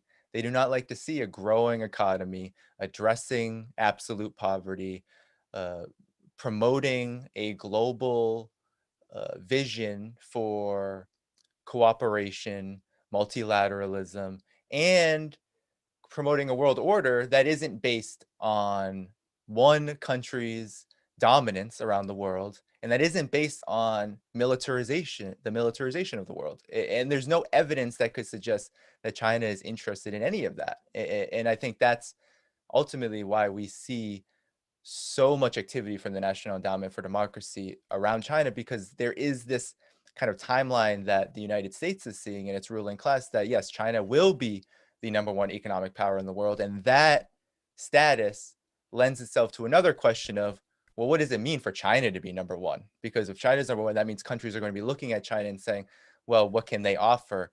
And it turns out that they can offer a lot more variety and a lot more independence in how countries conduct their own affairs than the United States and the West. As we even just talked about with Ethiopia, China isn't going to bankrupt Ethiopia like a lot of these USAID loans and IMF loans have, unquestionably have. Yeah. Yeah, and China has lifted so many people out of poverty. I mean, the class, the middle class in China grew. In comparison, we have, we're just, everybody here is working class for the most part. Like there's really, and those are, still capitalist terms, but in those terms, China is doing far better. And a lot of people are fearing that. I think a lot of people are fearful of what it means for the U.S. to come in second place. We hear, and even in Los Angeles, we see a lot of people coming in from China with money, young kids going to schools here, and it's just a completely different reality for the Gen Z of America. So it's interesting seeing that dynamic played out. What approach do you think the U.S. should take to amending a positive relationship with China? Well, in abstract terms, the United States, in terms of any kind of mending of relations and being part of a more peaceful world, the United States just has a lot to roll back. And I think that is where the focus must be, is the United States needs to roll back its extreme militarization of the Asia Pacific. The Asia Pacific is where 60% of all U.S. naval assets are. It's where more than half of all its military assets are. And there's tens of thousands of troops in South Korea and Japan. There's dozens upon dozens of bases, almost 400 just surrounding China along the Asia Pacific and the South China Sea. So it's really important that the United States roll back that policy. I think that's first and foremost. And it's never talked about. There's always this narrative that the US and China are going to become close again because of Biden. It's going to be because of economics. And yes, the US-China economic relationship is one that's very close. But that's not ultimately what defines, in this scenario, a truly cooperative and peaceful arrangement between the two countries. What would define that is the US rolling back its aggression militarily, also ceasing its economic and political war that it's waging on China, this overall hybrid war where you have the US sanctioning the Communist Party of China right now. You have the United States sanctioning Huawei, for example, and using Canada as a proxy to keep under house arrest the CFO of Huawei, Meng Wanzhou. You have all of these policies that make up a general orientation of containment, and all of that has to be rolled back if there truly is going to be true cooperation. Because the US-China economic relationship, while it was cooperation in the sense of meeting each country's mutual needs, it did not necessarily mean that the two countries were partners on equal terms, right? We know that China got into that relationship as one of allowing the United States to super exploit its labor. And it wasn't until the last 20 or so years where China has been able to come out of that using the expertise, the knowledge, as well as its own industrial development to begin to address and alleviate the poverty that was created by a lot of those industrial policies. So, I think really the direction must be toward peace first. And the military provocations are so dangerous by the United States because we know that the United States is a country that, when there is true competition, especially at a systems level, that's why this new Cold War is so dangerous. We know that the United States will, whether it's through proxy wars like during the Cold War or directly, like World War II, we know that the United States will intervene very destructively, and it's happening as we speak. Yeah. I'd like to talk and digress a little bit back to the actual Xinjiang region, because when I talk to people, they, as of late too, the whole, Chinese situation with the money lines to Joe Biden and all that situations, and they always say things got crazy when China entered into WHO, but I always look at history to see what America's involvement is and why the situation is the way it is today. When we talk about Xinjiang, can you give a little perspective to the region about maybe Operation Mongoose, whatnot? We talked to Vanessa Beeley the other day, and she says there's, I think, 25,000 Uyghur soldiers fighting in Syria right now, in the Idlib province and stuff like that. But maybe we can shine a little light on the history of Xinjiang with Operation Mongoose and how maybe the fanaticalness started in that region. Right. Well, I think it's important to realize for many people who don't understand regional politics. I mean, we even see CNN, putting a map and saying that Xinjiang is in the middle of China when Xinjiang is actually in the western most part of the country. It's important that historically bordering countries like Kazakhstan and Afghanistan, etc., that means that it is part of this larger geopolitical picture. And historically, I think the most important thing to learn is that first, under the nationalist and the kind of warlord system, Xinjiang was a very feudal, backward, and really repressive part of China before 1949.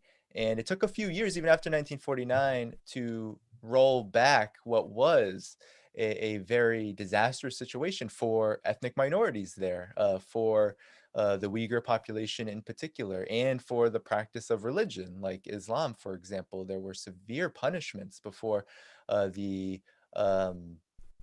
before the revolution. But into the kind of modern period and into this war on terror period, in 1979, during the U.S. support for the Mujahideen, China did, with U.S. help, support the Mujahideen as well. And there was a lot of unfortunate activity that happened there, which led to this extremism kind of building up.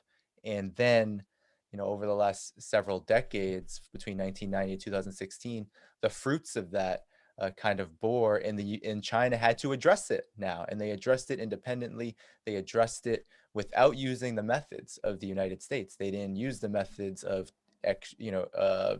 extraordinary rendition and torture. They didn't use the methods of, okay, we're going to bomb and destabilize Afghanistan or Kazakhstan or anywhere else where a lot of this extremism was being harbored. In fact, what they did instead was take a more humanitarian approach to their own country and say, okay, how do we eradicate the presence of this ideology and the ability and the capacity for people to get caught up in this. And we know from history, we know from the U.S. invasion of Iraq, and we know from the long history of interventions in that particular region, that it's poverty, it's this suffering which allows for these proxy wars, this secret covert funding of terrorist groups to really proliferate. Without the material conditions for that, it wouldn't work. And that's what China has been attempting to resolve over the past few decades and has succeeded. And that's the big problem here. It's succeeded because since 2016, there hasn't been an attack. There hasn't been any kind of proliferation of this extremism.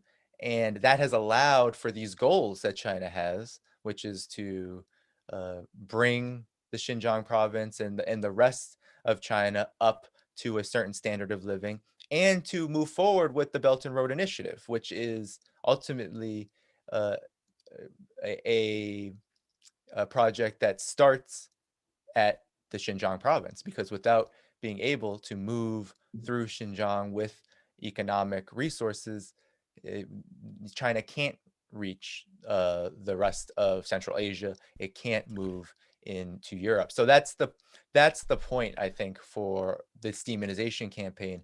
It's to try to balkanize that region so it can be a sort of satellite for chaos like Syria. I mean, that's why the Syria connection is so huge, because that policy of,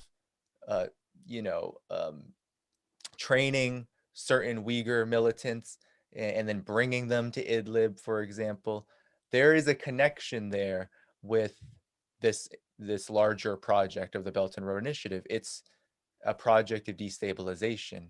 And so while these forces are trying to destabilize Syria so Syria can't rebuild and be part of all of this, right? Syria wants to rebuild and it wants to be part of a global project like the Belt and Road Initiative. China is doing its part to address these very same concerns within its own borders. Yeah.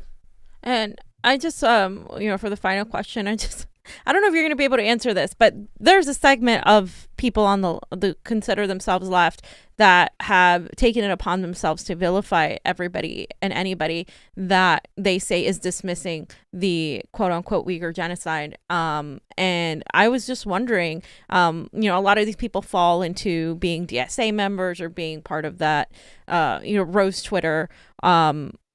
And I was just wondering, do you think it's because of lacking knowledge, or do you think it's some sort of intervention from, whether it is through orgs or intelligence, that is just misaligning this information on the left? Because the left, I mean, as far as I knew, was anti-imperialist, anti-interventionist, and now it seems like there's a segment that is extremely just buying the whole we need to spread democracy and humanitarian aid. Is there anything more other than just lack of knowledge to what's happening?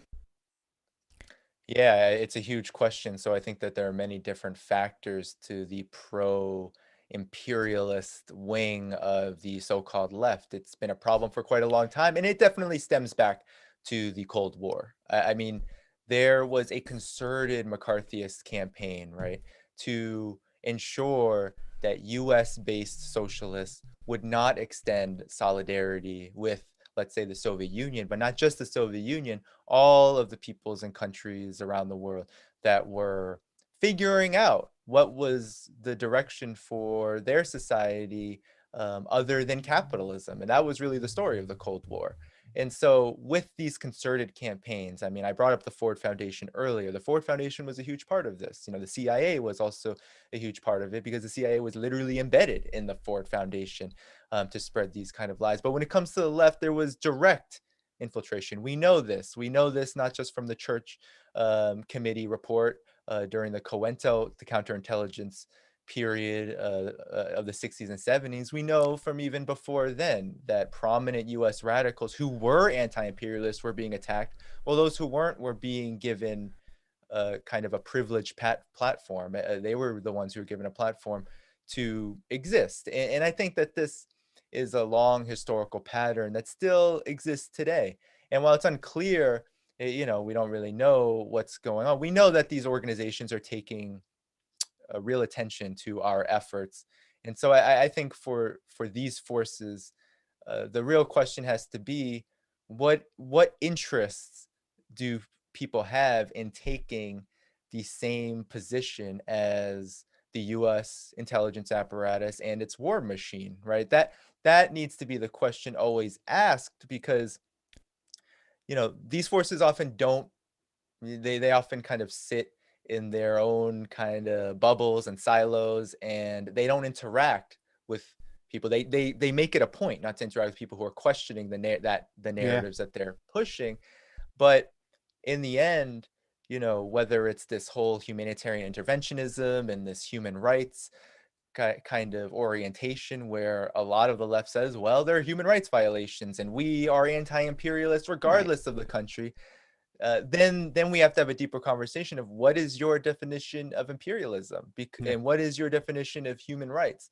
Because the definition of human rights being peddled by the US and the imperialist bloc, it's a definition that doesn't have any basis in reality. They're not doing investigation.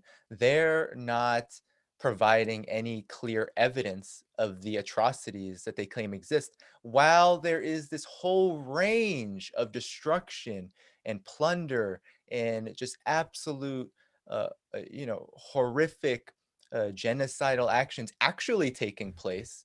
all over the world, whether we're talking about Palestine or Syria, or whether we are talking about the US proxies, in Asia, in the Asia Pacific, whether we're talking about all over the African continent, there are atrocities being committed, facilitated by the United States. No one talks about the Democratic Republic of the Congo, where the United States has backed Paul Kagame's government, which has killed more people than were killed in the Holocaust. It's killed upwards of 10 million people in order to steal resources from the DRC, the government of Rwanda. So why is that not the issue that these organizations hold up their banner for human rights and anti-imperialism?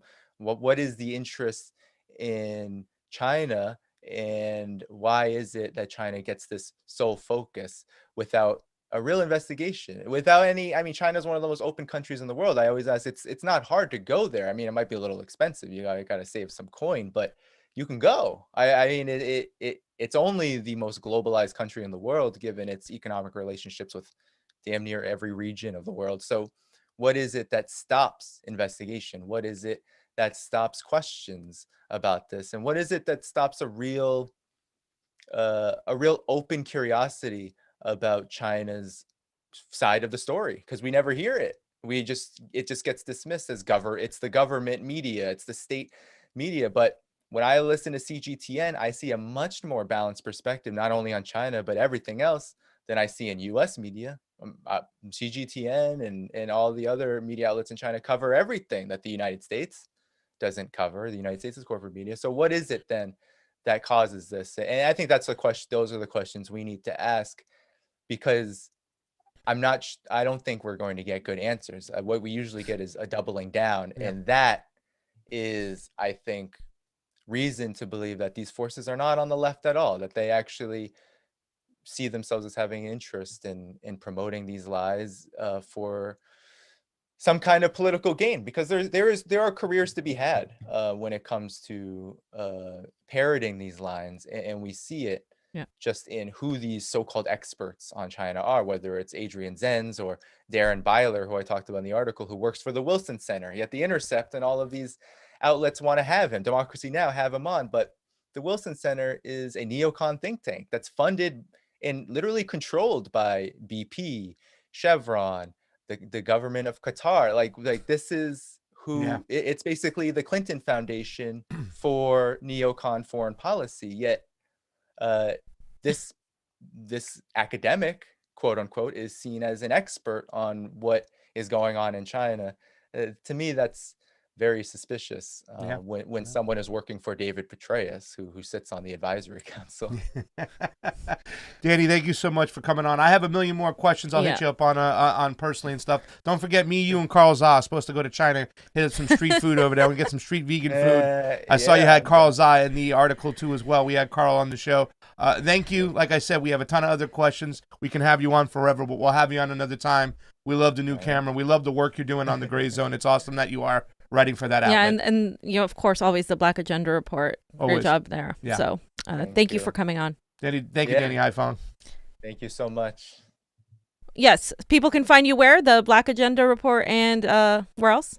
Yeah, sure. So find me on blackagendareport.com each week. You can also, if you can, subscribe to my Patreon, where I do all sorts of other things, patreon.com/Danny Haiphong.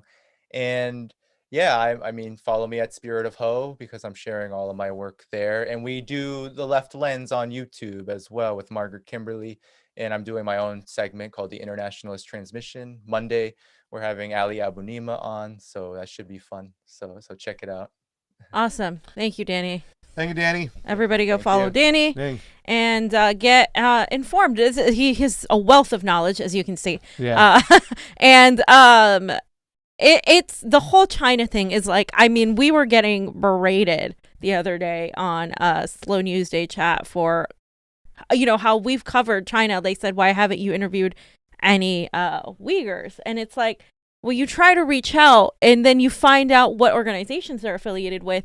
It's like, am I even going to get a real answer here, because they're part of these organizations that he's talking about that are not, they're NED funded, and it's you have to follow the money when it comes to that, and I just haven't seen the evidence that of all the claims they're making. Now, obviously, I am against human rights violations, but at the same time, the United States uses that same storyline when it comes to foreign policy of any region they have a vested interest in either overtaking or maligning or destabilizing. And it's the whole regime change playbook, right? And this is always what happens all the time. And Hong Kong is an example of that.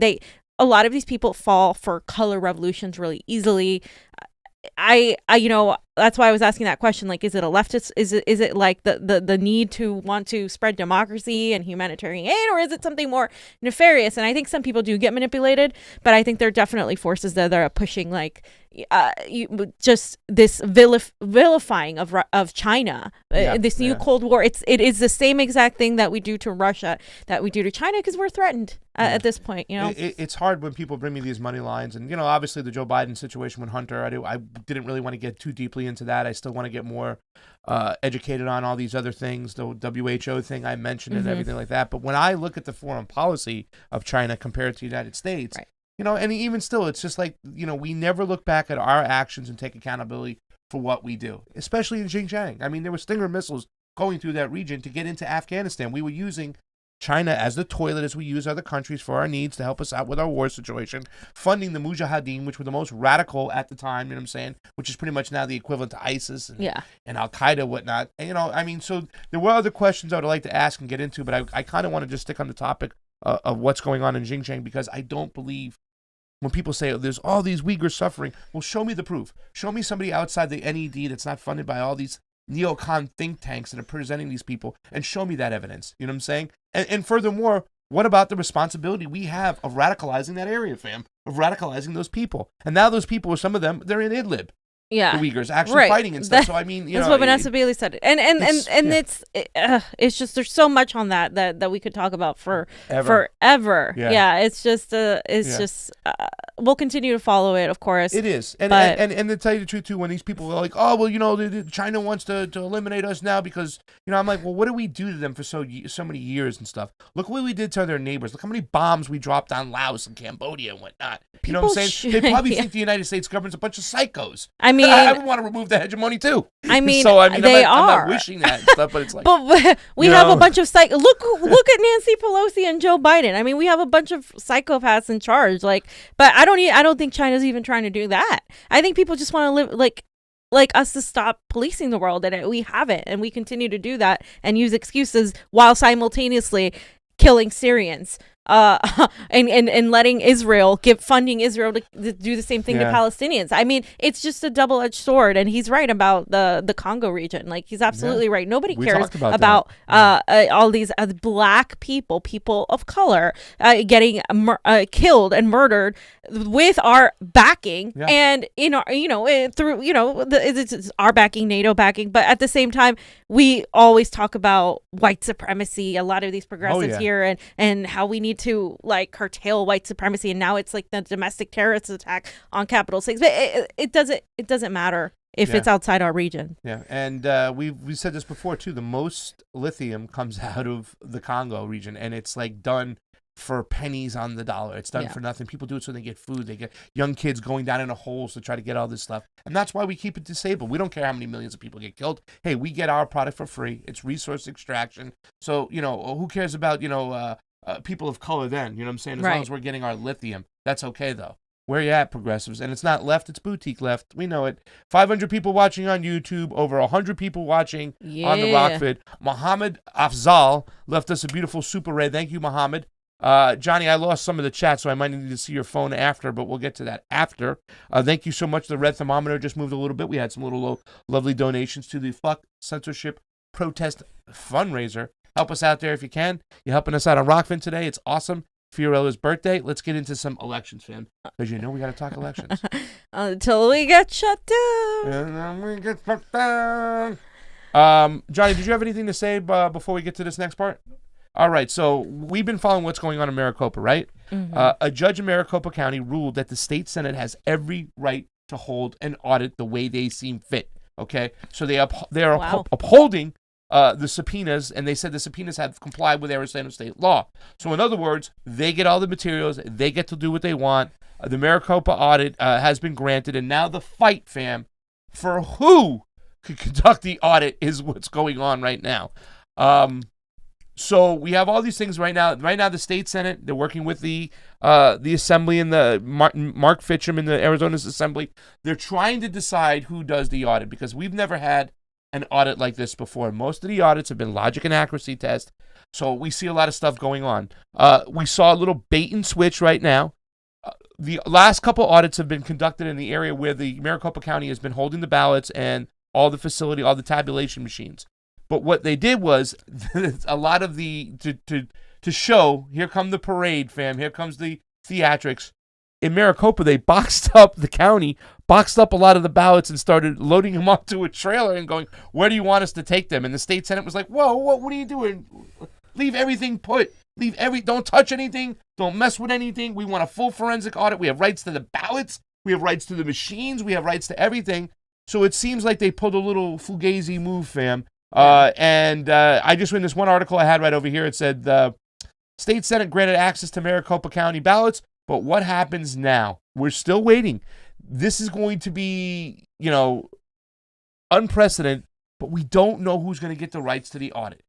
They're thinking about using certain other companies, but obviously this man, Jovan Hutton Pulitzer, who sprung onto the scene right now this year, I hadn't heard until just recently, he wants to do the audits. Now, the thing about that's different than what he wants to do from some of the guys like John Roberts Brakey and Ray Lutz. They want to look at the ballots. They want to look at certain percentages and then match them up, the paper ballots, right? So they want to do it in a certain way. They have done a similar audit in the county before, in Florida before. And then I'm thinking about this other county that wants to do it. But Jovan Hutton Pulitzer, he wants to do it. He wants to scan all 2.1 ballots, fam, because he believes this is the way he can catch any inaccuracies. He has the patents to a lot of these things as far as the kinesthetic marks on the ballots. So let's just listen to Jovan Hutton Pulitzer real quick on what he's saying. But now, and you would think, you're right, can I do the kinematic testing? So I'm sitting here getting ready to do the kinematic testing. But I'm going, okay, well, all the ballots are supposed to be looked at, but nobody's talking to each other. Nobody. So one political person calls the other political person, and they go, oh, yeah, we know what Jovan does, but we're looking at 3 other companies that can do the same thing. I'm the one that has the patent on it. I'm the only one that can do it, but that's okay. They play their games. Now that the 2.1 or 2.2 million ballots has been played, and by the way, you got to understand how this game goes. They all of a sudden, oh, it's about money. We can't spend all the money to do it. We can't have all the people. We can't do anything. We can't do that. We don't have enough money to scan the ballots. That's the crap. Other states, how they play this game in Colorado, one small area precinct wants their ballots. Their precinct basically wants them to pay a $10,000 fee to have access to the ballots. They do that to discourage people from doing it, but let me tell you about this scan. The only thing that will set this straight for America, this is about whether your vote will ever again count. So I start the dialogue. I start talking with the friendlies that are in this process. It says, well, here's what we're going to do. We've got this under control. And what we want to do is we're going to get a sample of ballots from each area. And then we want you to look at a little sample of each of those ballots.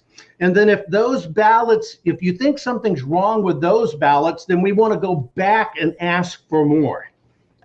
I said, I'm either in 100% or I am in 0%, but there is nothing in between. I am not going to waste my time with a 1%, 2%, 3%, 10% audit, which is designed to catch nothing. That is designed so the politicians can tell you, hey, we did our best, we did an audit, and it ends up being like 1/1000th of 1% of each precinct audited. And so all week, knowing this was coming out, I'm saying 100% every ballot, that is what America expects. And we will not play any games, no matter what. 100% transparency. Soon as the decision came down. Okay? So, fam, this is, once again, it's unprecedented times. We've never had a situation like this. The Arizona State Senate, along with a lot of assembly members, have fought to get this audit, this independent audit. Now it's really up to them to decide who they want to do this audit. But this is the thing. If they don't use Javon Hutton Pulitzer right now, right? And he's the national name, right? The conservatives, the Trumpers, they know this guy's name. He's testified in Georgia. He's talked about these things. He showed what he can show. And he wants to look at the ballots, not the ballot image, the ballots. He wants to scan them all. If they don't go with him, they go with somebody else, and it doesn't produce the results. We might not have another shot again. But if they go with Javon and he doesn't produce what he says he can produce, because he hasn't done audits like this before. Yeah. We're screwed. But he's right about it's a waste of time to do a 1% or a 2% or a 3% audit. I mean, he's right about that. I mean, if you're going to do a real audit, you should audit all of the ballots. I don't know. Like, that's... This is catch-22 time. This is like, what if you're the state Senate, fam, what do? Do you go with companies who've run audit before, maybe not do the whole thing they want to do, or do you go with this guy who's kind of just sprung on the scene, right, out of the blue, but he has the technology, he's created a lot of the things, he's talked about this kinesthetic mark, that he can catch a lot of things when it comes to see if these ballots are fake or real. It's really, really a tough decision for the Senate right now, and it comes down to Senator Fan. She's going to be the one to make the final decision. But if they make the wrong move and we don't get the results we get, this is all for naught. So you think it's also a risk to go with this guy? You know what? If I had to make the decision, I would probably make sure that this guy and the other people, like Johnny said, work together. Do both. Let you guys look at the ballots. Let you guys look at let him look at the ballots. Yeah. The actual paper ballots. Now, there are some complications. They say if you mess with those ballots that you can ruin something. It wouldn't match them up properly. A lot of people don't want to mess with the ballots because a lot of times that's when the feds can come in and start grabbing stuff and saying, you're breaking laws. You can't mess with these ballots. You can't pull them out of secession. We're taking them over and we seal everything until things go on because we have to protect the privacy of the voters, whatnot. So there's other incidents where they've had situations where the feds have come in and seized everything for what they said until we sort shit out. You know what I'm saying? I don't know. I don't have an answer for this, and I call myself an election integrity specialist, but I don't know what to do here because what he's talking about, 100% audit, fam. I want that. Yeah. I want that. Yeah, me too. So, I don't. Yeah. I think I agree.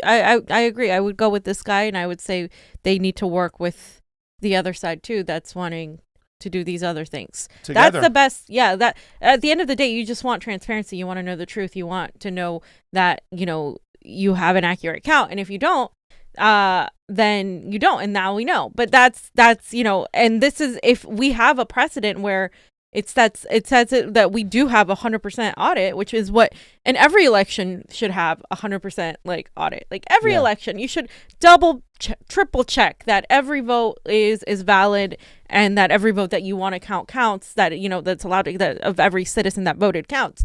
But I think it's the only reason it's complicated is because it's never been done. It's just never happened. This is new territory. But I'm glad that people are pushing the questions and the envelope on this. And I heard NPR cover this story. Of course, you can imagine how NPR covered it. There's no reason why they should be requesting audits. There was already audits, blah, blah, blah. It was just these people are spreading conspiracy theories that Donald Trump and QAnon, I mean, it was just bad. And this is actually what's happening. And nobody else is talking about it. So. I mean, guys like John Roberts Blakey understand this stuff. He's gone through this audit process before. He has a world of knowledge on this stuff. Now, he's hesitant to go into the ballots, touch the actual physical ballots, because he says that's been kind of alarm ringing for the feds to come in to just start seizing everything. And he thinks if they seize everything and shut it down, that's more problems. So he's trying to operate within the parameters, whereas Javon Hunt and Pulitzer's like, no, screw them. We got permission. It's our state. Let's go in here. Let's look at all these ballots. Let's run them through the process. It will take 4 to 6 weeks, but we will get it done, and we will know the truth. The whole thing that I'm excited about is if a guy like Javon Hunt and Pulitzer gets to go in there and point out the inaccuracies and the stuff that's going on and the areas that were cheated, it could just open up Pandora's box. Yep. It could open up Pandora's box. So I'm just hoping that they come together, they work together. You know what I'm saying? At the end of the day, everybody wants transparency. Yep. So we have to figure out a way to get it done. Once again, I don't know about Javon Hunt and Pulitzer. He has sprung onto the scene, but everything he's been saying has been so wow. He understands the systems inside and out. He understands the softwares, how they work. He understands how the ballots can be manipulated. He understands everything. He has explained it in great detail. He was amazing during the Georgia Senate hearings. I mean, it was just amazing. The guy was there. But once again, fam, he bust onto the scene. He hasn't done this before.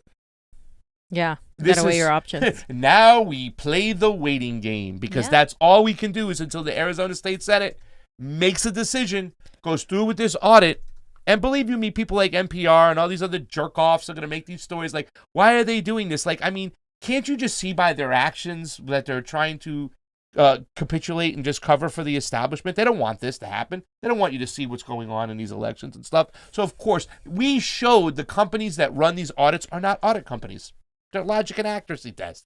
They're not. They're the same companies that certify the machines are the ones who are giving you the audits. So, yeah, we said the machines are okay. You think they're going to come forth and tell us that there's anything wrong if they even found it? It's a complete bunch of crap. So, Johnny, did you have anything to say?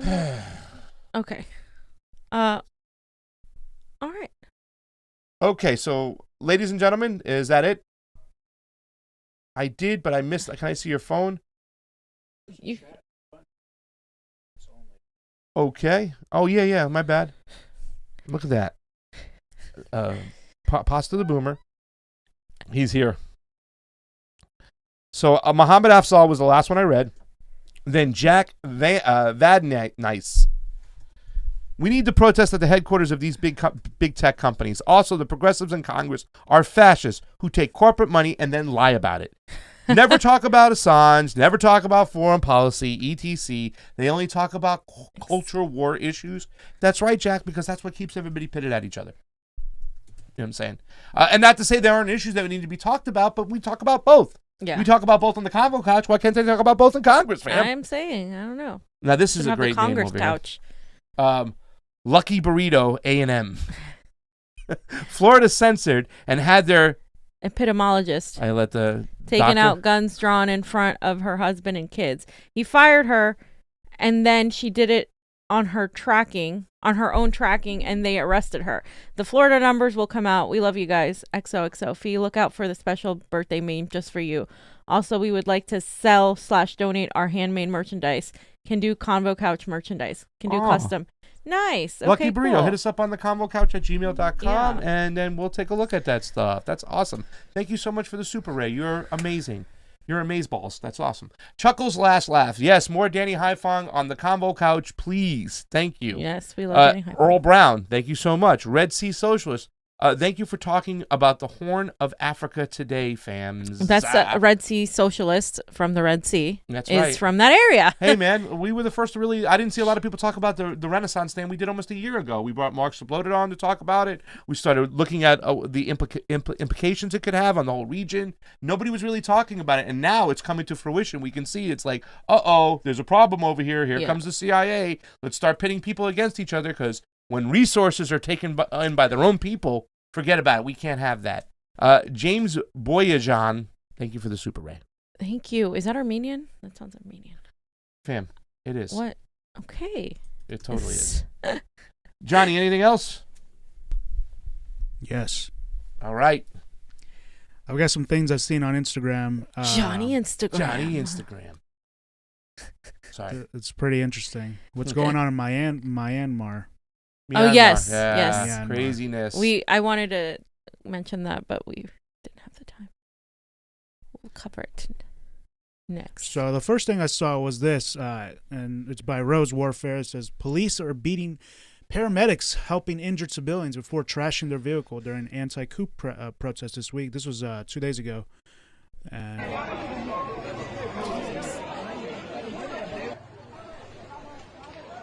you can see, like, this. It's disgusting. It's multiple police. They're kicking them. They're hitting them in the head. You see there with the helmets, and they're just, they're just stuck doing their there. job. Look at this. This is disgusting.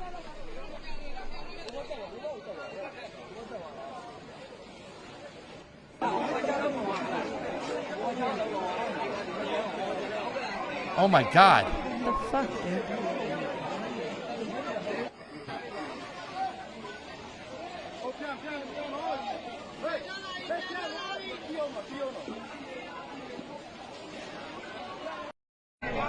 Oh, that's horrible. Dude, the butt of those guns, you know how big that is?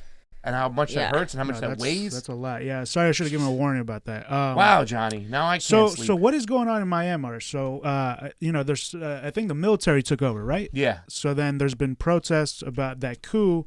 I wonder if the U.S. is involved there. We got to get somebody on to talk about it. I remember we played the video when it happened the first day. The girl was doing, like, the aerobics show. And right behind her, the actual trucks were coming in to the Congress, the headquarters, for a coup. And she's like doing aerobics, not even realizing that there's a coup going on behind her. Yeah, but there's definitely reports that the U.S. is behind that as well. So we'll do our research and report that back on that. But I just wanted to show y'all what's going on. So here's another clip. It says at least 38 anti-coup protesters were killed today. And this was yesterday. The deadliest day of violence since the February 1st military coup. Security forces have opened live fire, used tear gas, flashbangs, and stun grenades on demonstrators in recent days. Protesters have for weeks been demanding the release of democratically elected officials, including the country's leader, Aung San Suu Kyi, who are currently in detention. So I don't think this has any gunshots, but you can see the tear gas.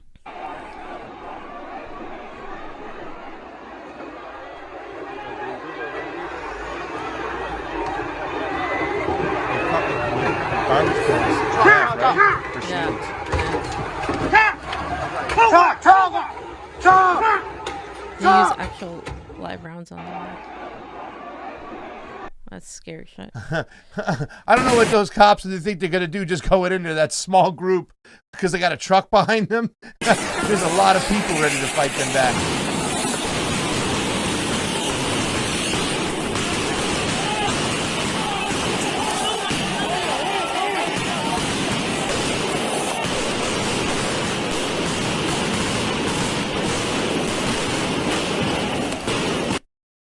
Wow. Anti-coup protesters.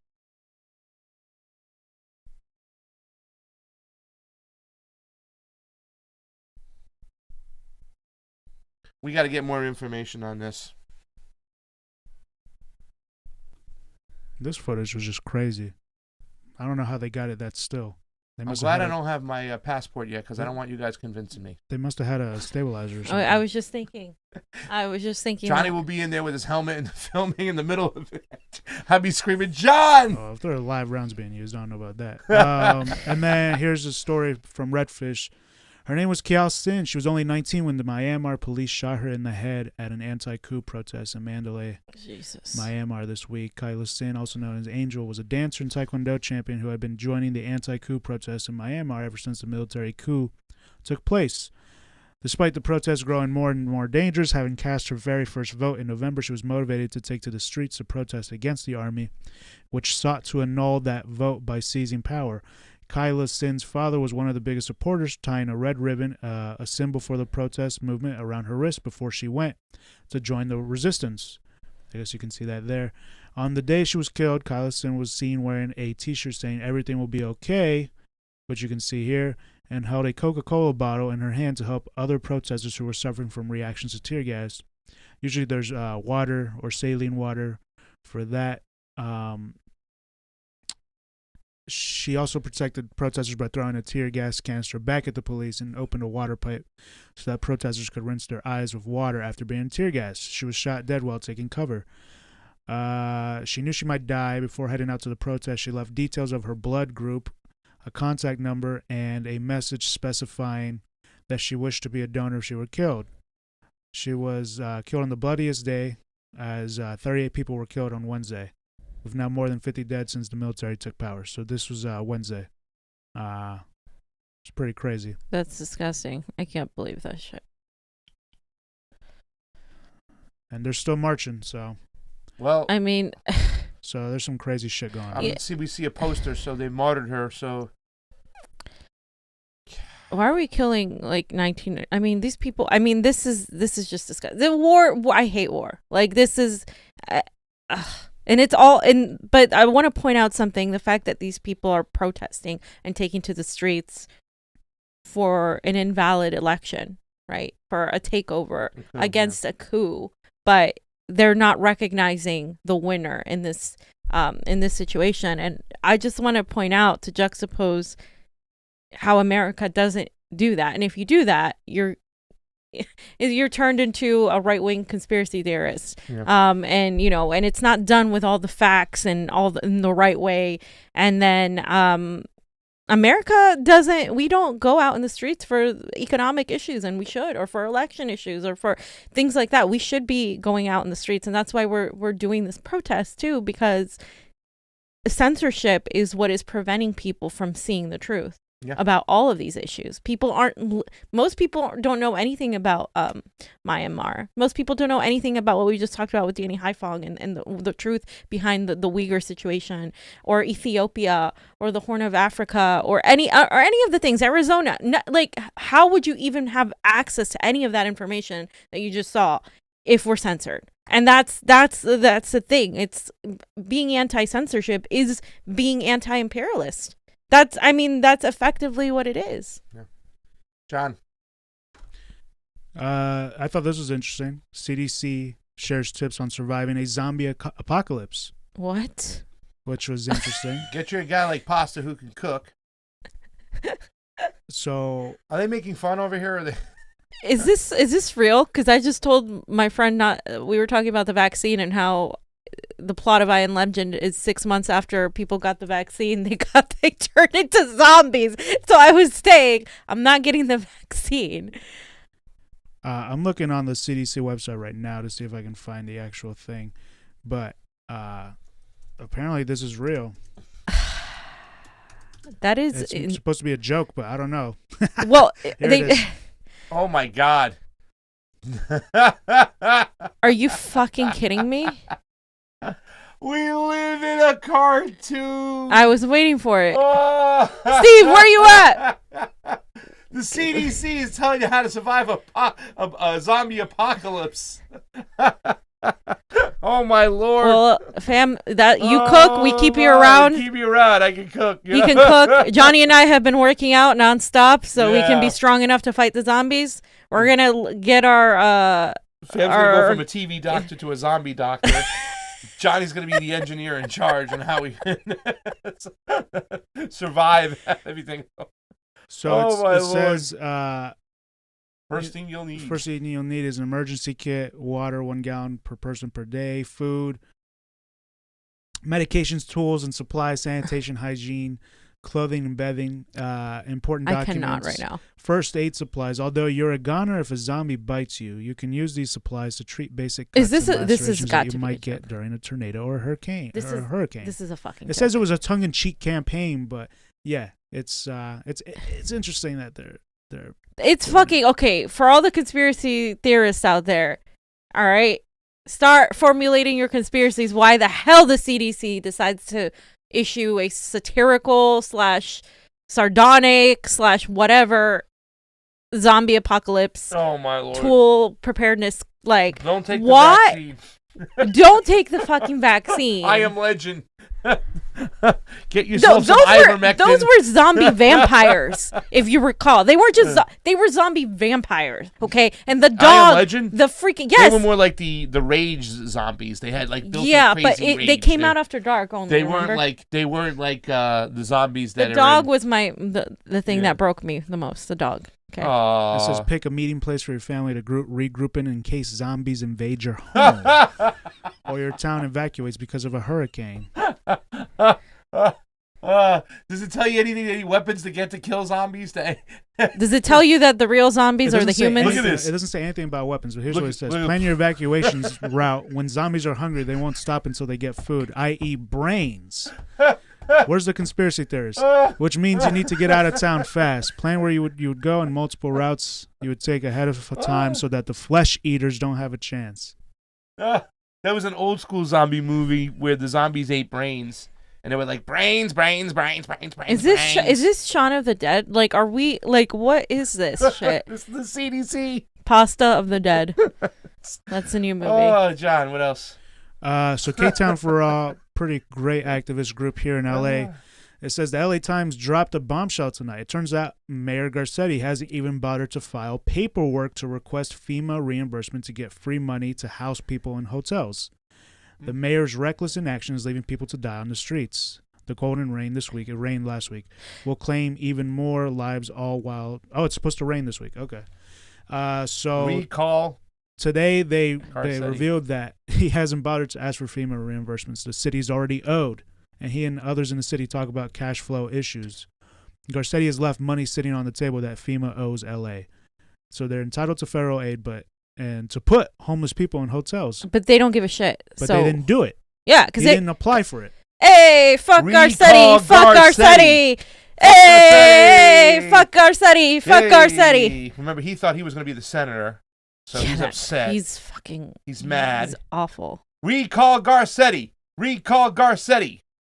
I can't believe progressives were cheering this guy on. Fam, they didn't lose the $9 trillion, Johnny. They had it under the couch. In 2009, the Federal Reserve lost $9 trillion. It's under the couch. Did you know that? It's in the cushion. Yeah. They just lost it. How? That's $30,000 per citizens that vanished, and that's why they say Bitcoin is a thing. So, blockchain has an open ledger. Let me hear this. I think I watched this too. So I'm asking you if your agency has, in fact, according to Bloomberg, extended $9 trillion in credit, which, by the way, works out to $30,000 for every single man, woman, and child in this country. I'd like to know, if you're not responsible for investigating that, who is? We have responsibility for the Federal Reserve's programs and operations, audits, to conduct audits and investigations in that area. In terms of who's responsible for investigating, would you mind repeating the question one more time? Mr. Chairman, my time is up, but I have to tell you honestly, I am shocked to find out that nobody at the Federal Reserve, including the Inspector General, is keeping track of this. That's Alan Grayson. So we live in a fucking cartoon! He lost his last election. I wonder why. Alan Grayson. I got a picture of him in Florida when I went to go see Bernie speak. He was there, in the Sunrise Amphitheater.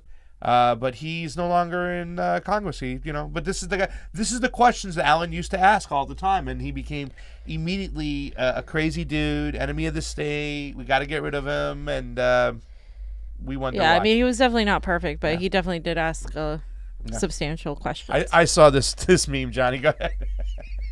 This is a good one. Democrats are in the minority. I'm too weak. Democrats they're in the majority. I'm too weak. Democrats when stopping Bernie Sanders and policies to help working class people. Now you will see the power of the dark side. That's what he said there. Die, rebel scum.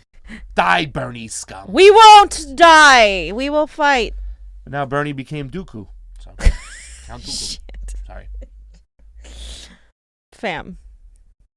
We're already canceled by all the progressives. Super Rays are in the casa. We get to it. Pastas. We have over 400 people. We had 500 people at one point. Wow. Look at the Super Rays just going crazy. Jack Vadnice. Yes. I loved the other day when you had on the Sequoia Moorwhite. But I would like to see an actual progressive on the show if they have the guts to come on. Yeah, those aren't real progressives. Who do you all think is the worst neo-progressive commentator and why? I won't mention any names. Vosh! Sorry, did I say something out loud? I would not have him on. It would be a waste of time. I would love to have like an Anna or a Chank or an Emma or a Sam Cedar on. I would totally debate them on these things. Absolutely. But they won't come on. They won't come on. They won't come on. Yeah, they won't come on. Brian, they left the Super Ray. Thank you so much for Brian for the Super Ray. And Chino Latino, thank you, Convo Couch, for pushing back against Cold War narratives. I know I'm going to get a lot from my my populist right friends who are like, Pasta, look at these money lines from China and look at the WHO and why didn't you push back against Danny Haiphong? I got to get more educated on the whole situation and stuff. There are causes for concern with some money lines, but again, I look at the foreign policy and I look at our imperialistic ways, and then I look at China's, and the behaviors are two different types of behavior. And I'm more likely to think that we're the ones that need to be looked upon more than China. You know what I'm saying? However, I wouldn't disagree if China wanted to somehow take down the hegemony, which is the United States, because of our actions. Look how many bombs we put on their doorstep in Laos, Cambodia, and what we did in Vietnam. I mean, I would be petrified of the United States if I'm another country at any time. They'll make excuses. They'll manufacture consents. And look what they're doing right now in Syria. It was disgusting what Donald Trump did. We didn't go into it enough. I have to say it. We didn't go into it. We didn't go into it enough, and I'm not going to let it slack this time. And I'm not going into it crazy this time just because it's Joe Biden. It's enough is enough with the whole Syria situation. Enough. 100%. Starving people, killing people, what's going on with Yemen and stuff. You know what I'm saying? And look at the governments we support. Look at the kingdom, the Saudi Arabian kingdom. Enough is enough. Enough is enough, and we need to call it out for what it is. Our behavior needs to stop. And if you are on the left, start calling out the Democrats, including Joe Biden, for his warmonger ways. It's disgusting. It's terrible, and it needs to stop. All right, and just to close out the show, we have Action for Assange is having the protest on the 17th, Clovers for Assange, and 18th. They're starting at noon. What is this shit about here, guys? Tell me how this is happening. I don't get it. I don't get it. What? My boomer self does not get it. I don't know. GoFundMe, they're having issues. How can they refuse to release the funds? We're just going to steal the money. They wanted to change the bank account. The bank account because he didn't have a real bank account, so they wanted to switch it to another one. And they did it to Johnny too, like asking for ID, asking for this information, and just not. Yeah. We had to go through a whole process for us too when we had our other one. This is what happened when you don't call out Great Britain or England for stealing Maduro's gold. We're just going to hold on to this gold. They're doing the same. GoFundMe is doing what the State Department and Great Britain did to Maduro's gold, which is really starving the people. They wanted that gold for money, to buy resources, to buy medication for their people, for children. And Great Britain, which is us, England, just seized their gold, just took it for no reason. And they're still holding on to it. Still haven't released it from their banks. That is disgusting. Fascism, fam. Fuck their censorship. So that's why we're doing the protest following the Action for Assange protest. So please donate to their fundraiser.